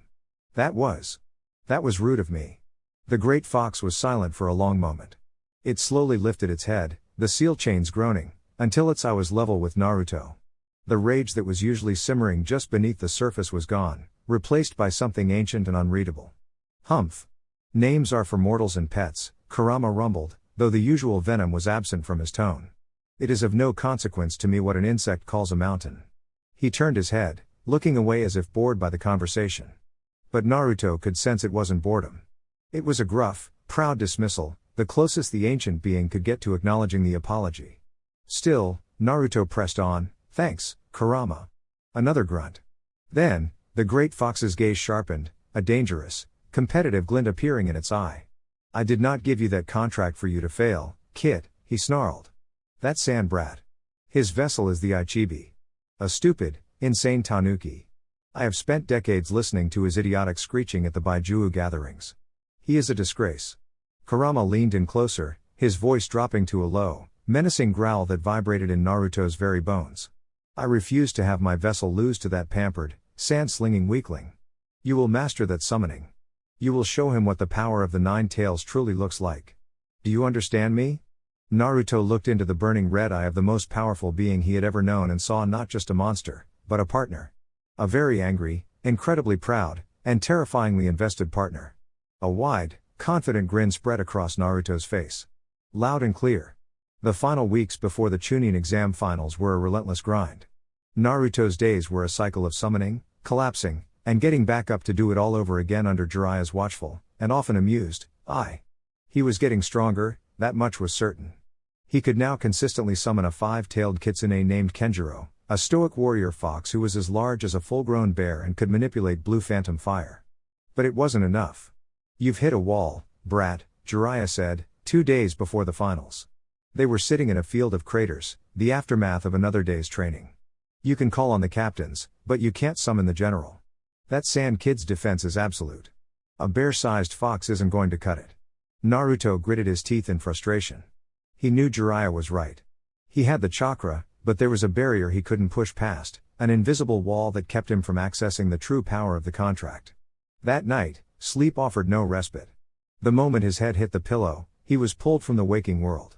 He found himself standing once more in the twilight forest of his mind. Kurama was waiting for him, his massive form radiating a palpable impatience. "This is pathetic," the great fox's voice boomed, echoing through the trees. "You have access to a power that could shake the very heavens, and you are struggling to summon a mid-level guardian. My reputation is at stake, kid." "I'm trying." Naruto shot back, his frustration from the day bleeding into their conversation. "There's a wall I can't get past. I'm pouring everything I have into it." "Because your everything is not enough," Kurama snarled. "The one you need to summon, the Kitsune King, he will not answer the call of a mere mortal. His summoning requires a Baiju's signature. It requires my chakra, intertwined with your own, at the moment of the summoning." Naruto's eyes widened. "You can do that?" "I can," Kurama confirmed, his tone turning serious. "But I had hoped it wouldn't come to this. It is risky. For you. The seal that binds me is perfect. It allows your body to passively draw on my ambient chakra, but it prevents me from actively pushing my own into your system." The great fox lifted its head, and the ethereal chains that anchored its collar to the very fabric of the mindscape pulsed with a containing light. "To do what is necessary, you would have to temporarily release these anchors. You would have to loosen my leash." The offer hung in the air, heavy and dangerous. Kurama watched him, its crimson eye a swirling vortex of ancient power and cunning. This was the true test. Naruto looked at the shimmering chains, then back at the fox. He didn't see a monster trying to trick him. He saw an incredibly proud, arrogant, and ridiculously competitive partner who was just as invested in winning this fight as he was. He walked forward, his steps sure and steady, until he was standing directly before the collar. He reached out his hand and placed it on the cool, shimmering surface of one of the ethereal chains. "You hesitate for not even a second," Kurama's voice rumbled, a note of genuine surprise in its tone. "Are you not worried, Kit? That this is a trick? That the moment these chains are loosed, I will pour my power into you and take this body for my own?" Naruto didn't look back. He just grinned, a wide, confident, and utterly infuriatingly charismatic grin. "Nah. Nah?" The fox echoed, its voice laced with disbelief. "We're partners, aren't we?"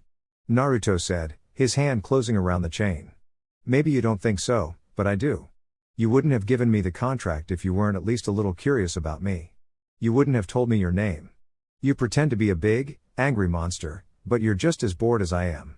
He finally turned to look up at the colossal being, his blue eyes shining with an unshakable, almost foolish trust. "I'm not worried you're going to take over. Because if you did, you'd have to fight Gaara yourself, and I know you're too lazy for that. Besides," he added, his grin softening into something more genuine, "I already think we're friends. And friends are supposed to trust each other, right?" With that, he pulled. The ethereal chain dissolved into motes of golden light in his hand. He moved to the next one, and the next, dissolving each anchor with a decisive tug.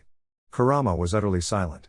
It stared at the small boy dismantling the very cage that had held it for 12 years, not with malice or fear, but with a simple, absolute faith.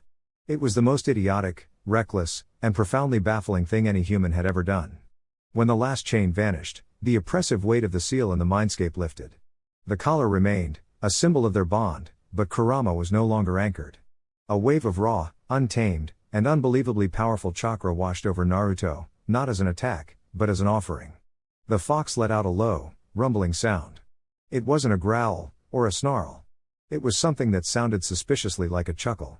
"You are a fool, Naruto Uchiha." "Yeah, probably," Naruto agreed, feeling the immense power settle around him. "But I'm a fool who's going to win." Naruto woke up feeling different. The oppressive weight that had been a constant, subconscious companion for his entire life was gone, replaced by a thrumming, resonant power that felt less like a cage and more like a partnership. He felt lighter. Stronger. He met Jiraiya at their usual training ground the next morning, the last day before the finals. The Sannin was leaning against a tree, looking unusually pensive. "You're late, brat," Jiraiya grunted, though there was no heat in it. He pushed himself off the tree and walked a slow circle around Naruto, his eyes narrowed in a way that was more analytical than pervy for once. Something's different about you. Your chakra. It feels calmer. Deeper. Naruto just grinned, a flash of pure, unadulterated confidence in his eyes. Watch and learn, pervy sage. Today's the day I stop summoning foxes and start summoning a disaster. He walked to the center of the clearing, the ground already scarred from weeks of his efforts. He took a deep, steadying breath, closing his eyes and reaching inward. You ready, Kurama? A low, rumbling chuckle echoed in his mind, filled with a dark, predatory glee. Ready to remind these mortals what true power looks like? Always, kid. Now, don't mess this up. Naruto's grin widened. He bit his thumb, flew through the hand signs with practiced ease, and slammed his palm onto the earth. Summoning jutsu. He poured his chakra into the jutsu, a massive, roaring river of it. But this time, it wasn't just his own blue energy. From the depths of the seal, a torrent of raw, crimson power, hot as the sun's core, surged forth, willingly intertwining with his own. The two colors swirled together in a violent, beautiful vortex at the point of his hand. Jiraiya's eyes widened, his jaw dropping as he felt the sheer scale of the energy being unleashed. It wasn't the chakra of a Chunin, or even a cage. It was the chakra of a natural disaster. What in the? The explosion of smoke wasn't just big, it was biblical. It engulfed the entire training ground, billowing hundreds of feet into the air, a colossal white mushroom cloud that was visible from every corner of Konoha. The ground shook, and a roar erupted from the smoke, a sound that was burned into the collective memory of the village, a sound of pure, world-ending rage.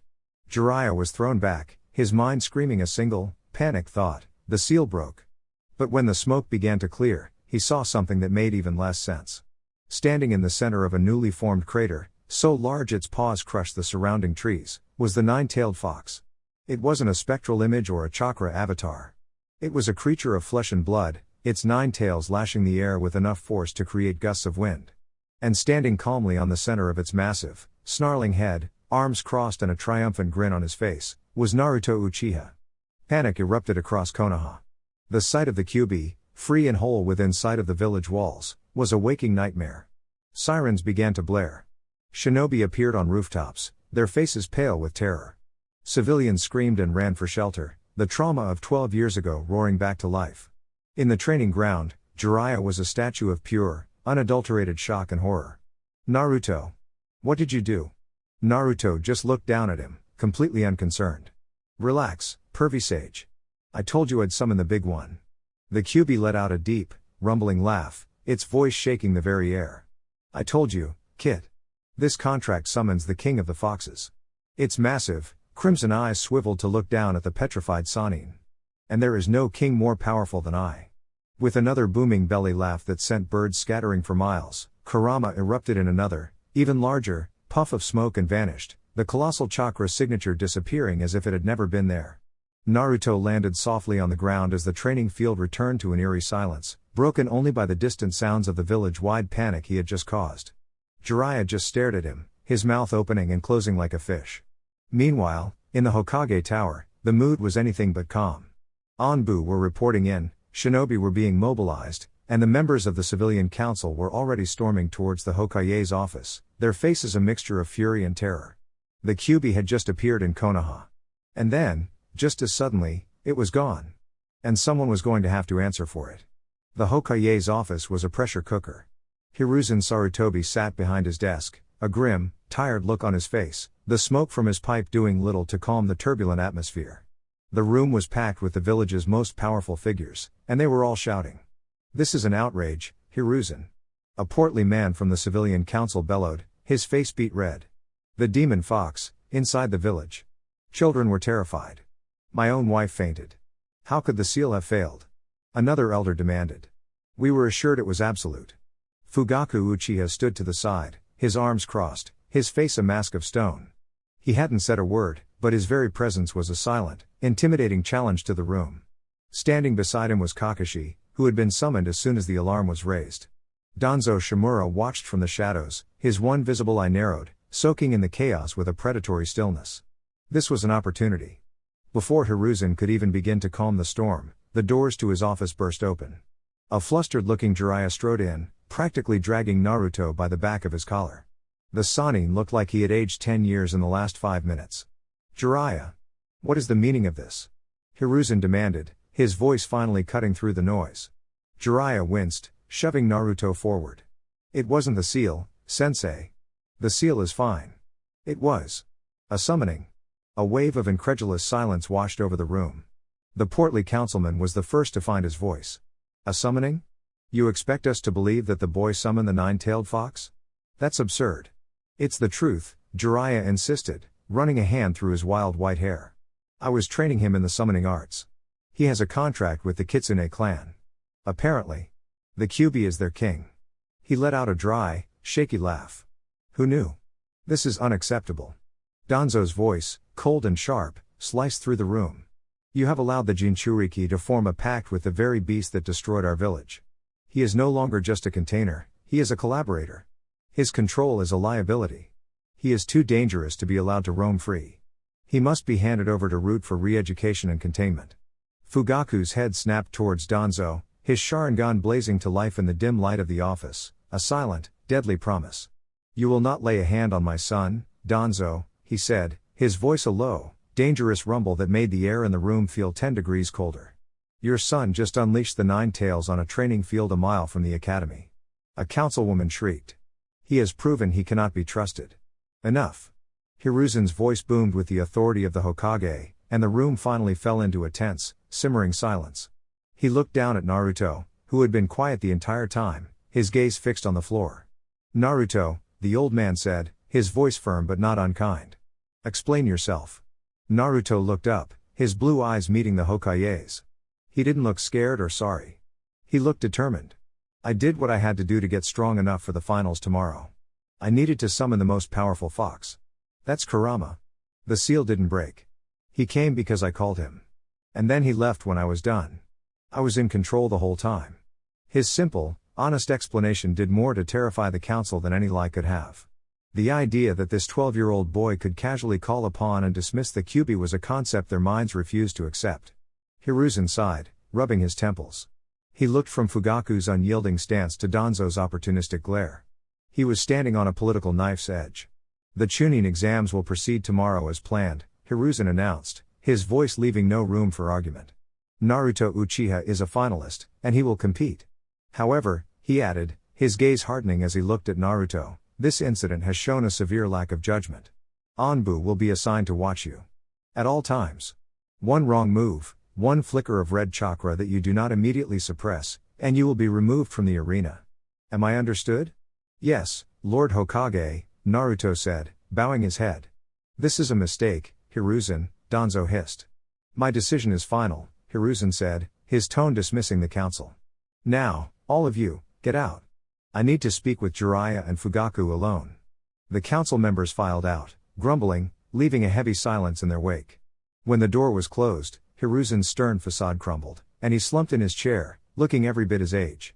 A summoning contract with the Kyūbi, he murmured, shaking his head in disbelief. Jiraiya. What have you gotten that boy into? Jiraiya had the decency to look sheepish. I didn't know. How could I have known? It's unprecedented. Fugaku, his Sharingan finally deactivated, stepped forward. It does not matter how it happened. It has happened. He has a connection to the beast that no Jinchuriki has ever had. It is a weapon of unimaginable power. His gaze met Hiruzen's. And in these times, with war on the horizon, can we truly afford to lock that weapon away? The unspoken question hung in the air. The boy was a risk. A walking catastrophe. But he was also, potentially, Konoha's greatest hope. The morning of the Chunin exam finals dawned bright and clear, the sky a crisp, cloudless blue. But for Naruto, the peace of the morning was a thin veneer over a thrumming, nervous energy. He stood before the mirror in his room, adjusting the Uchiha crest on the back of his new black jacket. He felt the weight of the Anbu watching him, unseen shadows on the rooftops outside, a constant reminder of the chaos he'd caused. Sasuke entered the room, already dressed, his hand resting on the hilt of the katana strapped to his back. He had spent the previous evening in a marathon training session with their father, his chakra honed to a razor's edge. Try not to bring the whole stadium down before my match, Sasuke said, his voice laced with its usual dry wit, but his eyes held a flicker of genuine concern. Naruto met his brother's gaze in the mirror. No promises. They walked to the arena in a comfortable silence, a two-man island in the bustling streets of Konoha. The village was electric, A festival atmosphere thick with the smell of street food and the roar of the crowd filtering down from the massive stadium. Foreign dignitaries, powerful daimyos, and shinobi from every nation filled the stands, their eyes hungry for a display of the next generation's power. High in the cage booth, Hiruzen Sarutobi sat beside the Kazekage of the Sand Village, a pale, unsettling figure with a snake-like aura that made the third Hokage's skin crawl. Orochimaru, Hiruzen thought, his hand resting near a seal hidden in his robes. You were a fool to return to my village.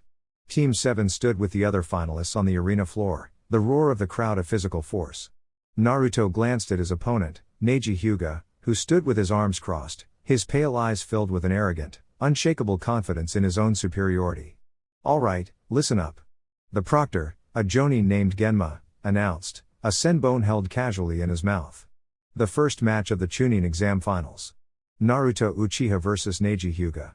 He gestured to the two of them. Everyone else, to the waiting area. First match, begin. As the other Jonin cleared the field, Neji took a step forward, his expression one of disdain. So this is my opponent. The Uchiha who relies on a monster's power. You should forfeit now. Your fate was sealed the moment you were matched against me. It is a destiny you cannot escape. Naruto just stretched his neck, cracking it loudly. He'd had enough lectures about fate and destiny to last a lifetime. Yeah, I've heard it all before. Are you going to talk, or are you going to fight? Neji's eye twitched, his cold composure broken by the sheer disrespect. You will learn your place. He settled into the Hyuga's legendary gentle fist stance. Naruto mirrored him, his body relaxing into the Uchiha's interceptor fist stance, his Sharingan blazing to life. The fight began not with a clash, but with a blur. Neji was a whirlwind of motion, his palms striking like vipers, each blow aimed with pinpoint precision at Naruto's tenketsu. But Naruto's Sharingan saw it all. He didn't try to block, he flowed around the attacks, his body a study in evasion and counters. It was the ultimate battle of prediction, the Byakugan's 360-degree vision against the Sharingan's precognitive insight. For minutes, they were a blur, the crowd roaring as Naruto narrowly avoided every one of Neji's debilitating strikes. It's useless. Neji snarled, growing frustrated. I see your every move. He pressed his attack, finally seeing an opening. Naruto was forced onto the defensive, Neji's relentless assault pushing him back. Neji was a prodigy, his technique flawless. Naruto, for all his power, was still learning. You are within my divination, Neji declared, his speed increasing. 8 trigrams 64 palms. It was too fast. The first 2 strikes landed, then 4, then 8, 16, 32. Naruto felt his chakra points being systematically slammed shut, his connection to his own power severed with each precise, devastating blow. The final strike sent him staggering back, his Sharingan sputtering and dying. 64 palms, Neji finished, his chest heaving slightly. Your chakra network is crippled. You can't even stand. It is over. This is your fate. Naruto collapsed to one knee, a trickle of blood running from his mouth. He tried to mold his chakra, but there was nothing. The river had been dammed. He was empty. High in the stands, Fugaku's hands clenched. Orochimaru watched with a hungry, reptilian smile. Naruto closed his eyes, his head bowed in seeming defeat. Well, that sucks, he thought. A deep, rumbling voice echoed in the quiet forest of his mind. So, is this the part where you give up and make me look bad? Naruto smirked internally. Not a chance. But I could use a little help. He shut off all the lights. Humph. Pathetic Hyuga trickery, Kurama grumbled. Fine. But this will hurt. Hold on, kid. In the real world, Neji was about to be declared the winner when Naruto's head snapped up. An audible crack echoed through the silent arena as a surge of raw, crimson chakra erupted from his body. It wasn't a wild flood, but a controlled, violent burst. Kurama wasn't just lending him power, he was forcibly blasting Naruto's blocked tenketsu open from the inside. The pain was blinding, but Naruto welcomed it.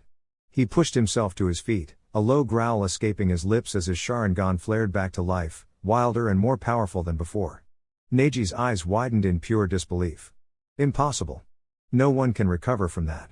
Guess your fate thing is a little out of date, Naruto grinned, a feral, dangerous light in his eyes. He disappeared in a burst of speed, appearing directly in front of the stunned Hyuga. He didn't use a complex jutsu. He just pulled back his fist, a swirling, violent ball of wind chakra, the wind fist, screaming around it. This, Naruto roared, slamming his fist into Neji's chest, is my will. The impact sent Neji flying, crashing into the far wall of the stadium with enough force to crack the stone. He slumped to the ground, unconscious. The stadium was silent for a beat, and then it exploded into a deafening roar. Genma, the proctor, stared for a moment, then finally raised his hand. Winner, Naruto Uchiha. Naruto walked off the field to a tidal wave of applause, his body screaming in protest with every step. He found Sasuke and Sakura in the finalists' waiting area, where Sakura immediately began scolding him while healing his internal injuries. Yeah, but it looked cool, didn't it? Naruto grinned weakly. Sasuke just smirked. Your form was sloppy at the end. But not bad. Coming from Sasuke, that was the highest praise imaginable. Before they could say more, Genma's voice echoed from the arena. Will the next two combatants please come to the field? Sasuke Uchiha of the Leaf, versus Gaara of the Sand. Sasuke's smirk vanished, replaced by a look of cold, predatory focus. He walked out into the roaring light of the stadium. A vortex of sand swirled to life on the opposite side of the field, coalescing into the form of Gaara, whose eyes gleamed with a terrifying, bloodthirsty glee. The fight was a clash of absolutes. A tidal wave of sand erupted from Gaara's gourd, but Sasuke was a blur of motion, his Sharingan allowing him to weave between the crushing waves with impossible grace. Is that all you have? Sasuke taunted. Hiding behind your shield? Gaara's face twisted in a snarl. The entire arena floor erupted in sand spikes, forcing Sasuke to leap into the air, blasting them with a phoenix flower jutsu. He landed, katana already humming with lightning chakra. He became a phantom, his electrified blade tearing through the waves of sand, disrupting the chakra holding them together. For a moment, he broke through, appearing before Gaara with his blade leveled at the sand nin's throat. A guttural roar tore from Gaara's throat as a massive, clawed arm of sand erupted and slammed into Sasuke, sending him flying. Sasuke landed on his feet, skidding to a halt. He looked at Gaara, whose sand was already swirling back, reforming its impenetrable defense. He looked at his own hands, feeling the massive drain on his chakra from maintaining the lightning blade. His Sharingan analyzed the situation with cold, hard logic. He could break the defense, yes. But it took a huge amount of chakra. Gaara's supply of sand, and the chakra fueling it, seemed endless. This was a battle of attrition he could not win. It was a tactical impossibility. He straightened up, his breathing evening out. He sheathed his katana with a decisive click and raised a hand. Proctor, Sasuke's voice was calm and clear, ringing through the stunned silence. I forfeit. The crowd gasped. Gaara's bloodlust faltered, replaced by a look of pure, confused rage. High in the cage booth, Orochimaru's disguised face broke into a slow, reptilian smile. Fascinating. Not just power, but the intelligence to know when not to waste it. But now. His gaze drifted to the waiting area. I am very curious to see what the other one can do. He made a subtle, almost invisible hand gesture to his forces. Stand down. The show is not yet over. The tournament proceeded, the atmosphere thick with tension. Sakura was called next, against Kankuro. She fought with a ferocity no one expected, her earth-style jutsu providing a solid defense against his puppet, Karasu. But the Sand Nin's experience, his mastery of poison, and his ruthless, long-range attacks eventually wore her down. She lost, but she walked off the field with her head held high, earning a rare, approving nod from Kakashi in the stands.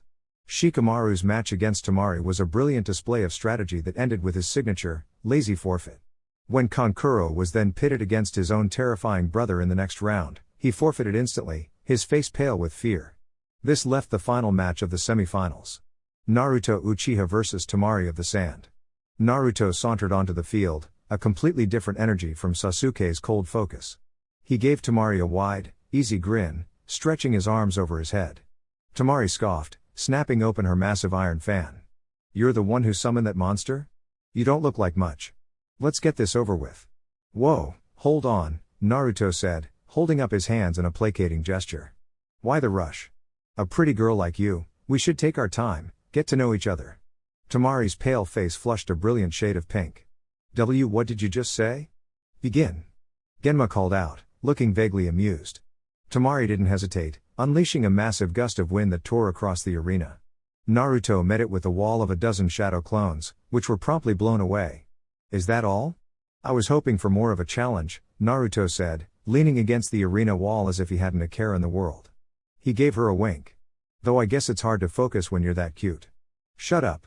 Temari shrieked, her composure completely shattered. She was a brilliant strategist, but she had no defense against this. She sent scythes of wind, vortexes, everything in her arsenal. Naruto and his clones just playfully dodged, weaving through her attacks, all while a running commentary of compliments and flirty remarks filled the air. In the stands, Jiraiya was wiping a tear of pure pride from his eye. He's a natural. A true ladies' man. That's my student. Beside him, Mikoto buried her face in her hands. Fugaku, he's turned our son into a degenerate. Fugaku just sighed, a long-suffering sound. Back in the arena, Temari was a blushing, furious mess. Her attacks grew wilder, more predictable. Seeing his opening, Naruto created 100 clones that surrounded her in a massive circle. So, the clones all said in perfect, charming unison, "What are you doing after this?" With a final, frustrated scream, Temari swung her fan in a massive circle, trying to blow them all away. But it was a feint. The real Naruto appeared from above, a wind fist swirling in his hand. He didn't strike her. He landed softly behind her, the spinning ball of chakra held an inch from her back. The wind from his attack gently ruffled her blonde hair. "Match," Naruto said softly in her ear. Temari froze, her entire body rigid. She slowly closed her fan, defeated not by force, but by sheer, unadulterated charm. "Winner," Genma announced, trying and failing to hide a smirk, "Naruto Uchiha." Naruto's charming victory left the crowd buzzing, a light-hearted reprieve from the brutal displays of power that had defined the earlier matches. As Temari stalked off the field, her face a furious shade of crimson, Genma cleared his throat, a smirk still playing on his lips. "With that, the semifinals are concluded," he announced. "The final match will be between the two remaining contestants, Gaara of the Sand and Naruto Uchiha of the Leaf." A tense silence fell over the stadium. The memory of Gaara's monstrous power and Naruto's explosive recovery against Neji was fresh in everyone's minds. This was a battle of titans. High in the cage booth, Hiruzen Sarutobi rose. "Before the final match begins, we will have a 30-minute recess." His voice boomed, amplified by a jutsu. "The contestants may use this time to rest and prepare." Naruto let out a breath he didn't realize he was holding and headed back to the antechamber. He found Sasuke waiting, his expression thoughtful as he watched Gaara being escorted to a separate waiting area by his siblings. "You're an idiot," Sasuke said, not looking at him. It was his version of a compliment. "Yeah, but she was cute," Naruto shot back with a grin. The grin faded as he sat down heavily on the bench. "Why'd you quit, Sasuke? You could have taken him." Sasuke was silent for a long moment, his gaze fixed on the arena floor. "No, I couldn't have," he said finally, his voice low and serious. "Not without a real fight. And that's the problem." He turned to face Naruto, his Sharingan activating for a split second, a habit of intense focus. "My training with mother and father has been about precision. Speed. A single, perfect strike. The lightning blade is an assassination technique, designed to pierce any defense. But it's not a wide-scale jutsu. It burns through chakra like a forest fire." He looked Naruto dead in the eye. "Gaara's defense is absolute, and his chakra is monstrous. I could have broken through his sand, yes. Maybe 2, 3 more times. And then I would have been empty. It was a battle of attrition I was not equipped to win. More than that." Sasuke's expression darkened. "Did you see his eyes? He wasn't a shinobi in a match. He was a rabid animal. Pushing him further would have gotten ugly. Not just for me, but for everyone in this stadium. I made a tactical decision, not a cowardly one." Naruto listened, a new respect for his brother dawning. Sasuke hadn't quit out of fear, he had assessed a superior opponent and conserved his strength, thinking of the bigger picture. It was the kind of cold, logical decision their father would have made. "So you need something big," Naruto mused, a slow, thoughtful grin spreading across his face. "Something to overwhelm him right from the start."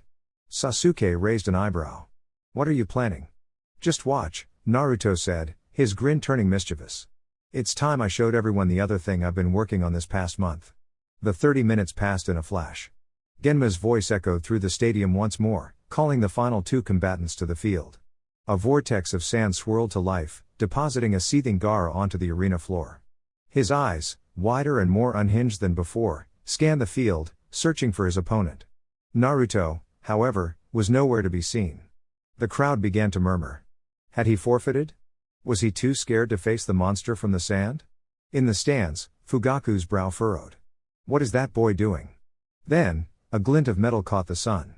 A single kunai, unique in its design with 3 prongs and a handle wrapped in cloth marked with a complex seal formula, spun through the air and embedded itself perfectly in the center of the field. A low hum of recognition went through the jonin in the crowd.